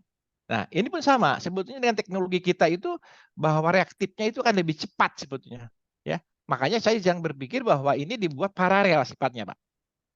Jadi dibuat paralel enggak sekaligus satu benda gitu. Kira-kira gitu, Pak. Baik. Eh, Berikutnya pertanyaan dari Pak Ferry. Ya. Ozon berbahaya. Ketika percobaan di lab, adakah cara untuk menghindari bahaya itu? Misalnya, adakah sejenis pelindung badan seperti kalau di radiasi nuklir? Atau ada Hmm. ozon generator dan generator gelembung nano itu masing masing pakai merek apa ya, Pak? Terima kasih. Ya, jadi pertanyaannya itu bahwa Yang saya tadi pertama itu jelaskan bahwa pelindung ozon ozon, hati-hati. kedua ozon generator Ya, dan generator gelembung nano itu merek apa yang dipakai? ya, oke. Jadi pertanyaan pertama dulu, jadi ozon itu seperti tadi saya jelaskan itu destruktif, berbahaya sekali. Makanya di sini bahwa banyak perusahaan tidak berpikir ke sana karena dia tidak kelihatan, walaupun kalau kita rasakan itu berbau, baunya kayak semangka gitu. Karena saya sudah terlalu sering gitu kan. Ya mungkin kalau 1-2 menit atau mungkin setengah menit itu saya sering pakai malah ya dia kayak seperti doping gitu ya, membuat badan sehat gitu kan. Tetapi kalau terlalu banyak masuk ke dalam tubuh kita sangat berbahaya. Makanya kita pasang karbon, Pak, di outletnya seperti gambar tadi, ya, supaya bahan udara ozonnya tidak keluar, dia itu ditangkap dulu oleh karbon. Satu. Nah, yang kedua seperti tadi saya usulkan di dalam future itu, kalau bisa jangan lagi pakai karbon, tetapi menggunakan yang disebut dengan nano silver yang sifatnya menangkap bau-bau tadi. Di mana dalam sipel itu sifatnya menangkap bau-bau yang sifatnya hanya di coating saja. Sebuah pipa di coating ya udah hilang. Nah, itu situ. Yang kedua tadi pertanyaannya adalah mereknya ya. Sebetulnya itu lari nanti ke harga sebetulnya, Pak. Ini satu contoh lah, ozon yang kita punya itu merek tertentu dari Eropa. Saya beli itu pada zaman itu sekitar 75 juta, 24 gram per jam, 24 per gram jam, itu seharga 75 juta. Tetapi saya kemarin kebetulan kerjasama dengan Nano, itu menggunakan merek Cina, 60 gram per jam, itu harganya sudah antara oksigen generator dan oksigen generator, harganya 40 juta, Pak. Nah, bisa dibayangkan terjadi suatu perubahan yang drastis walaupun mereknya berbeda, satu Eropa dan satu Cina gitu. Nah, di sini mungkin nanti belajar terhadap tekno ekonomi gitu kan. Ya kan, kalau perusahaan besar ya mungkin dari Eropa, tapi kalau perusahaan kecil ya mungkin cukup Jepang, Cina juga cukup bagus karena pembuktian saya selama hampir 7 tahun menggunakan alat itu ya masih reliability-nya masih cukup baik, Pak. Mereknya itu ya tadi. Kalau PSC-nya sih Siemens ya. Baik. Ya, ada Berikutnya lagi? ini ada pertanyaan dari Pak Tony ya. Apakah air limbah langsung bisa masuk ke unit pengolahan ini atau perlu proses pre-treatment terlebih dahulu? Mungkin ada Oke, parameter tertentu yang boleh masuk ke sistem pengolahan ini. betul. Jadi gini, secara umumnya yang pernah kami lakukan bisa ada beberapa posisi. Jika memang parameternya cukup besar, itu bisa teknologi kita itu dipasang di tengah atau di belakang. Ya, satu contohnya kemarin saya mau kerjasama dengan PLN Suralaya yang memang mengandung air garam. Nah, ini harus kita pelajari bahwa kalau teknologinya itu mengandung air garam yang cukup besar, khususnya di atas 5% sampai 10%, itu harus dimodifikasi dulu secara kimia sehingga air garamnya itu di bawah 5%. Jika air garamnya di bawah 5%, ini satu contoh saja, berarti dia sudah mampu untuk diolah. Kira-kira itu gitu, Pak. Jadi yang kedua adalah tergantung produknya. Apakah produknya itu mau dibuang langsung atau didaur ulang. Nah, keuntungan dari teknologi kita itu bisa didaur ulang. Nah, ini salah satu bukti yang pernah saya lakukan dan sudah saya bukukan dan sudah saya patenkan, itu air gambut yang pH-nya antara 3 sampai 5 itu terbukti saya gunakan jadi air minum, Pak, bukan hanya air bersih gitu. Dan itu mungkin sudah bukunya sudah saya dicetak banyak gitu. Kira-kira gitu, Pak. Baik. Masih adakah pertanyaan? Silakan Silakan boleh kalau memang nanti dengan mikrofon langsung yang ingin bertanya. Kalau yang tadi ya mungkin bisa dihasilkan air langsung bisa minum tadi itu yang air bahan gambut, Pak. Pernah kita. gambut ya kalau itu ya. Ya, jadi saya waktu 2010 dapat donatur dari LIPI itu sekitar 1 miliar. Kebetulan saya ditugaskan untuk melakukan penelitian di Rio karena ya ini juga buat ITB juga atau buat industri ya, bahwa di Indonesia itu air gambut kan nomor 4 di dunia, Pak. Kalimantan nomor 1, nomor 2-nya Sumatera. Makanya waktu itu saya kirim Kalimantan dan Sumatera itu dan itu cukup berhasil ya, waktu itu sudah kita siapkan dananya itu, makanya saya tertarik ini buat ITB ini bagaimana kita kembangkan lagi, apalagi Indonesia dalam waktu dekat kalau jadi ini pindah ke Kalimantan gitu kan, air gambut di sana kan mayoritas nomor 1 di Indonesia dan nomor 4 di dunia yang memang air gambutnya nggak bisa digunakan. Kenapa kita nggak pakai gunakan teknologi kita punya gitu. Nah, ini kan Hmm. ada pihak ketiga yang harus memfasilitasinya, Pak. Bisa kerjasama dengan ITB gitu maksud saya. Kira-kira Hmm. gitu, Pak Edi. Oh, jadi itu bisa menjadi sumber air bersih itu ya. Kalau air gambut kebetulan saya pernah langsung buat sekitar 5.000 botol, Pak. Walaupun belum menggunakan batan POM, karena Hmm. kan kalau dijual harus menggunakan regresi POM ya. Ya, ya. Waktu itu kita gunakan adalah air berojon gitu untuk diminum gitu aja. Dan itu sudah Hmm. untuk air minum gitu. Apalagi untuk air bersih gitu. Ya, baik. Ini ada pertanyaan dari Pak Ferry. Tadi ada penjelasan bahwa ozon harus bekerja pada suhu yang rendah. Kalau di pabrik mungkin tidak mudah. Adakah cara mengganti suhu rendah yang rendah dengan zat lain, misalnya dengan nitrogen? Tetapi nggak tahu kosnya. Jadi bagaimana? Atau kalau ozon itu diberi tekanan yang tinggi, apakah ada perubahan aksi ozon itu, Pak? Terima kasih. Ya, jadi sebetulnya sesudah kalau kita pelajari ozon itu boleh bekerja dengan efektif apabila dia itu suhunya di bawah 70 derajat Celcius. Nah, itu persoalannya, gitu kan. Tetapi sebetulnya kalau tidak ada fasilitas-fasilitas lain, kalau di industri-industri sekiranya memungkinkan gitu kan, karena di industri kadang-kadang nggak mungkin suhu alirannya itu di atas 70 derajat Celcius. Tapi ini satu contoh pembuktian waktu saya melakukan ultrasonik kebetulan ya, di mana efek daripada ultrasonik itu efeknya itu berarti mengakibatkan suhu semakin besar. Nah, makanya salah satu caranya itu pakai cooler, pendingin, Pak, seperti tadi gambarnya kan. Gitu kan. Kalau nanti pakai teknologi lagi, pakai pendingin, pakai es segala macam nggak terlalu mahal lagi. Pakai cooling aja, cooling water saja, pendingin saja gitu, kayak di industri-industri gitu. Itu sudah umum sekira itu. Baik. Jadi nggak perlu Apa? pakai nitrogen gitu. Nggak perlu nitrogen ya, Pak, pakai cooler aja nih, udah cukup ya. Iya, pakai cooling water aja. Kalau paling water itu paling suhunya kan suhu udara luar ya. Suhu udara luar paling tinggi ya paling 30 lah ya.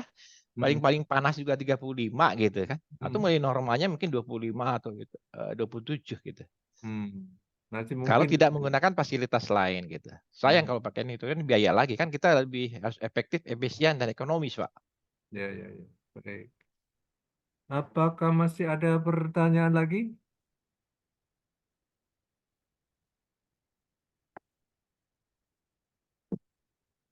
Baik, kalau nggak ada oh, ini masih ada pertanyaan dari Pak Ferry nih.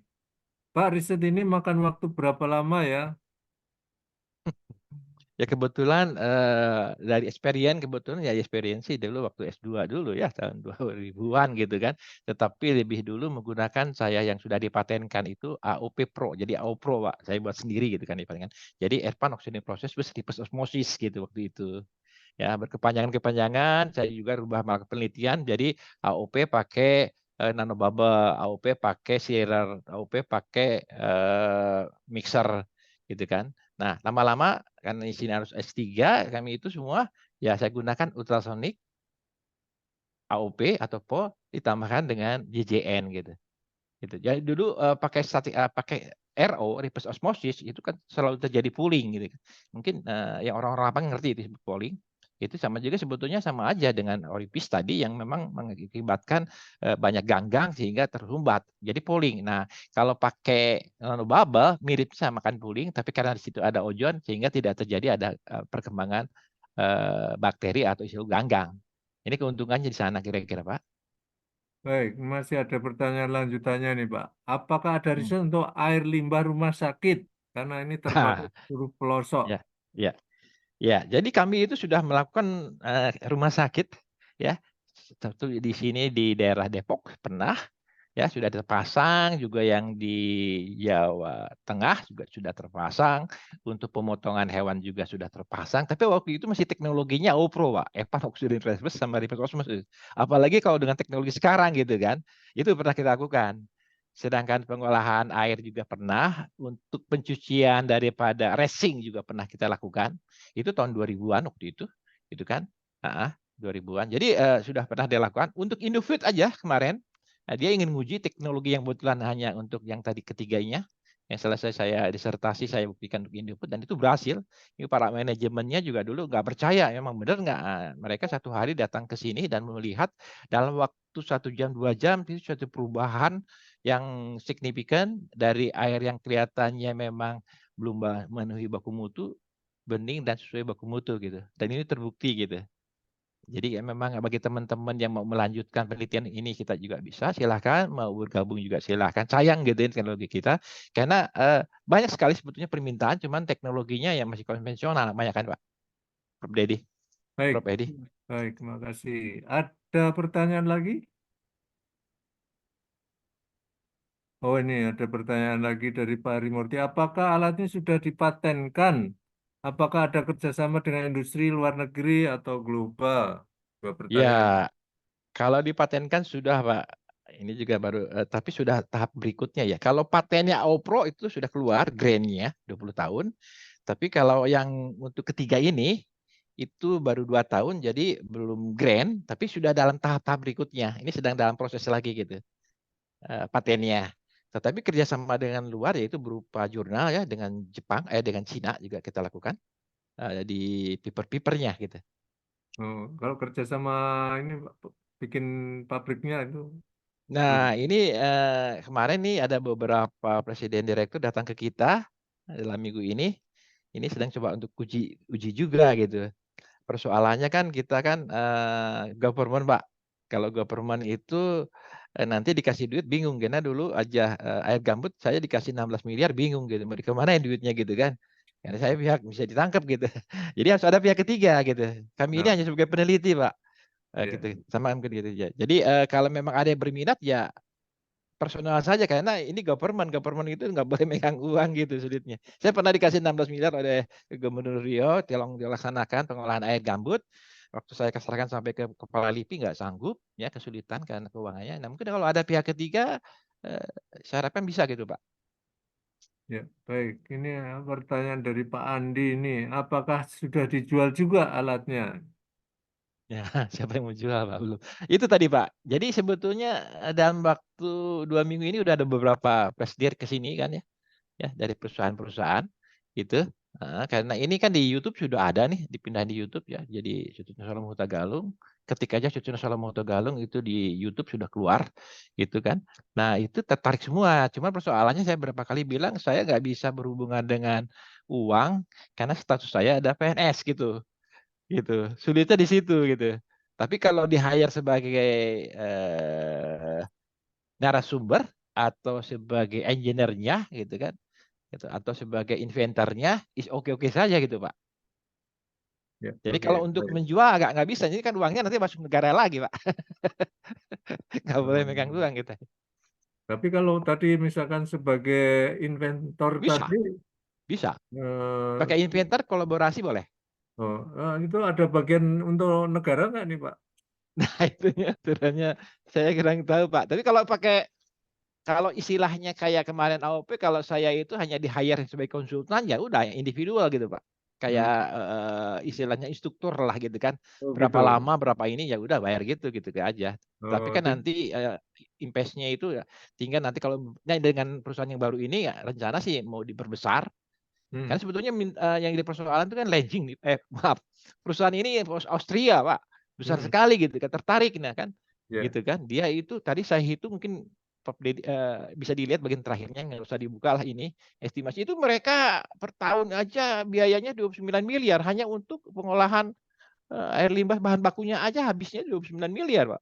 Tapi dengan hmm, teknologi kita itu 5% per tahun, 5% per meter kubik udah cukup besar itu. Kalikan sekian volume gitu. Itu di bagian apa PowerPoint terakhir tapi nggak saya sebutkan karena itu lebih ke teknik ekonomi ya. Tapi saya sudah siapkan gitu. hmm, ya. Ini ada pertanyaan lagi, Pak. Yang dibahas tadi mengenai merubah air gambut menjadi air minum. Kira-kira menggunakan teknologi dan proses seperti apa, Pak? Ya, kalau air gambut kebetulan udah dipatenkan dan grant dan itu sudah terbukti ya. Di situ ada video dari Rio TV, Koran TV itu menggunakan hanya Aupro saja, Pak. Air pan oxidation process sama reverse osmosis saja sudah memenuhi baku mutu air minum. Hmm, Tadinya kan kita tugas penelitiannya air bersih, gitu kan. ya. Tetapi sesudah kita lakukan penelitian terus, malah sanggup sebagai air minum. Makanya saya membuktikan waktu itu buat 5.000 botol yang volumenya 300 mililiter sebanyak 5.000 buah. Saya gunakan pengolahan dengan nama adalah jadi air berozon. Itu habis total, Oh. Pak. Gitu kira.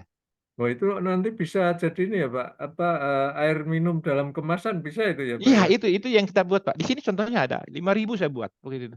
Tapi itu Oh, dari air gambut, Pak ya. nah, Jadi bukan air limbah karena kan nanti kan kalau air limbah kan ada religi, Pak. Ya ya. kalau kita dari air air domestik nggak boleh gitu ya. Hmm. Nah itu kan ada Oh. harus hati-hati juga gitu kita. Tapi sistemnya sama ini, Pak, sistemnya. Beda, Pak. Kalau Oh, pada air gambut itu kan pakai AUPRO namanya. Saya kasih namanya AUPRO. AUPRO itu adalah air pan oxidation process (AOP). Pro-nya itu reverse osmosis, Pak. iya, iya, iya. Kalau sekarang kan ultrasonik, AOP sama nanobubble atau JJN Hmm. gitu bedanya. Ya, ya, ya. Teknologinya berbeda. Oke, baik. Baik, masih ada pertanyaan? Oh, ini ada satu pesan lagi apa nih? Oh, ini masih lanjut lagi nih, Pak. Ingin minta pendapatnya, Pak, mengenai proses pengolahan limbah air deterjen atau laundry dengan Ya. proses elektrokoagulasi. Kira-kira kekurangan dan kelebihannya bagaimana, Pak? Ya, kalau dengan teknologi kita sih memang cepat sekali ya, sudah buktikan gitu kan. Tapi kalau memang menggunakan koagulasi seperti teknologi yang konvensional memang agak kesulitan. Tetapi kalau menggunakan teknologi kita, itu deterjen-deterjen cepat sekali, Pak. Ini kita buktikan pada waktu kita nguji bahan cuci lepis di Bandung gitu. Kan lepis biar bagus itu kan suka dicuci lagi, dibelangin gitu ya, digosok gitu biar warnanya itu agak kusam gitu. Itu kan pakai deterjen. Nah, itu kita teknologi kita juga bisa lebih cepat gitu. Jadi kita bisa bisa untuk rumah sakit, untuk domestik gitu kan. Apalah kemarin saya dipanggil di UI itu di teknik elektro untuk apartemen. gitu kan. Nah, walaupun apartemen di kita agak berbeda dengan di Singapura, Malaysia kan. Singapura sudah menggunakan teknologi seperti kita punya, kan? Walaupun berbeda gitu kan, karena airnya sulit gitu kan. Nah, ini cukup bagus di kita itu bahwa apartemen sudah harus menggunakan teknologi kita. Cuman persoalannya memang masih diizin apa? Dari segi XYZ-nya masih diperbolehkan nggak gitu. Karena itu kan sudah lari ke limbah domestik gitu. Nah, kalau limbah domestik kan pasti ada deterjen, Pak. Itu buangan-buangan kotoran cucian, makanan, kamar mandi gitu kan. Ini sesuai seperti yang di perusahaan di Purwakarta itu sekitar 120 meter kubik per jam itu sudah mau kerjasama dengan kita itu dari domestik karena tadinya dia itu bahan dari hotel-hotelnya itu dibuang ke sungai. Nah, rencana akan ada aturan baru bahwa setiap pengolahan apapun itu harus recycle. Nah, teknologi kita ini sangat menguntungkan kalau begitu. Karena apa? Setiap perusahaan itu tidak boleh lagi dibuang ke sungai, tetapi recycle. Nah, recycle-nya kita itu ada beberapa macam, bisa jadi air bersih, bisa jadi air buangan untuk tanaman atau air minum. Tapi untuk domestik bisa air minum, tetapi kalau air limbah kayaknya sayang kalau dibuat untuk air minum gitu. Biasanya adalah air baku mutu gitu kira-kira, Pak. Baik, ini ada pertanyaan lagi nih. Apakah belum ada yang melirik alat ini dari perusahaan kompetitor, Pak? Sudah banyak nih, Pak. Waktu selesai itu mereka kemarin 2 minggu ini udah beberapa presidir datang ke sini gitu ya untuk kerjasama karena saya sudah menjelaskan bahwa kami ini BRIN sekarang itu bukan LIPI lagi, jadi government worker, sehingga kalau memang mau kerjasama, yuk kita kerjasama. Saya pun dibayar oleh rakyat, saya bilang gitu ya. Kalau itu diminta oleh rakyat untuk memfabrikasi istilahnya, ini kan sudah ada blueprintnya kan kita, sudah ada blueprintnya, sudah ada patennya ya, saya kira nggak ada masalah sebetulnya Pak. Itu kan Ya, kita kan government worker ya siapa saja boleh kerjasama. Ini sudah ada 2 perusahaan yang memang minta kerjasama gitu. ya, ini ada dua nih, Pak. Yang pertama Pak Andi ini. Hmm. Apakah bisa mengatur waktu ketemu untuk membahas lebih lanjut? Wah, ini Pak. Boleh, boleh Pak. Boleh silakan. Itu kan di bawah belakangnya ada Pak ya. Di PowerPoint paling belakang ada Adalah nanti. ini kontak Bapak ya, ada ya? Ya, Oke, dikatakan. Karena siap. memang saya jelaskan dulu bahwa dengan siapa saja kita kerjasama, ya. Ya. Karena apapun saya kan besar kecilnya kan dari ITB ya, boleh lah. Kalau di ITB Oh. juga kerjasama dengan Nanti ITB saya juga. kontak juga boleh ya, Pak ya? Boleh Pak Edi, kita sama-sama. Kita sama-sama kalau perlu Pak. Ini teman-teman kita kan banyak tuh anak didik gitu ya. Ya, Kita ya, ya. manfaatkan gitu kan. Oke, Ya siap. kalau kita ngerjain sendiri kan usianya udah beginian gitu. Oh Jarang iya, berkumpul. ya harus pakai tenaga muda dong, Pak. Nah, itu kira-kira, Pak. Karena kemarin dikasih 2 Baik, orang tuh ini dari ada teknik masih fisiknya. ada lagi dari Pak Ferry nih. Eh, Kalau misalnya kalau ada pihak lain yang perlu kontak Bapak, bolehkah emailnya? Terima kasih Pak. Tuh ada yang ya, silakan kontak melalui itu. Pak Edi ada di belakang tuh, Pak. Paling terakhir Iya, itu. oke. Eh, Wah, ini laku keras ini Pak Salomo nih. iya. Masih ada satu pesan lagi, coba ini apa nih? Oh ya, terima kasih Pak Salomo atas webinar dan paparan pengolahan air limbahnya. Salam sehat dan sukses selalu. Terima kasih, Pak. Baik, kita akhiri ya acara webinar sore hari ini. Sekali lagi, saya atas nama Badan Kejuruan Teknik KPI mengucapkan terima kasih yang sebesar-besarnya pada Dr. Sutrino Salomo Tagalung yang sudah menyampaikan paparan dan juga menjawab pertanyaan-pertanyaan. Rupanya topik ini sangat menarik. Mudah-mudahan ada yang berlanjut. Tadi ada Pak Ferry, ada Pak Andi ya. Nanti Iya. ngontak langsung ke Pak Salomo, silahkan. Terima kasih pada ibu-ibu dan bapak-bapak yang sudah bergabung di acara sore hari ini. Mohon maaf kalau ada yang kurang berkenan ya. Eh, Sekali lagi, selamat sore, tetap waspada dengan protokol kesehatan. Salam sehat selalu dimanapun berada. Terima kasih semuanya. Wassalamualaikum warahmatullahi wabarakatuh.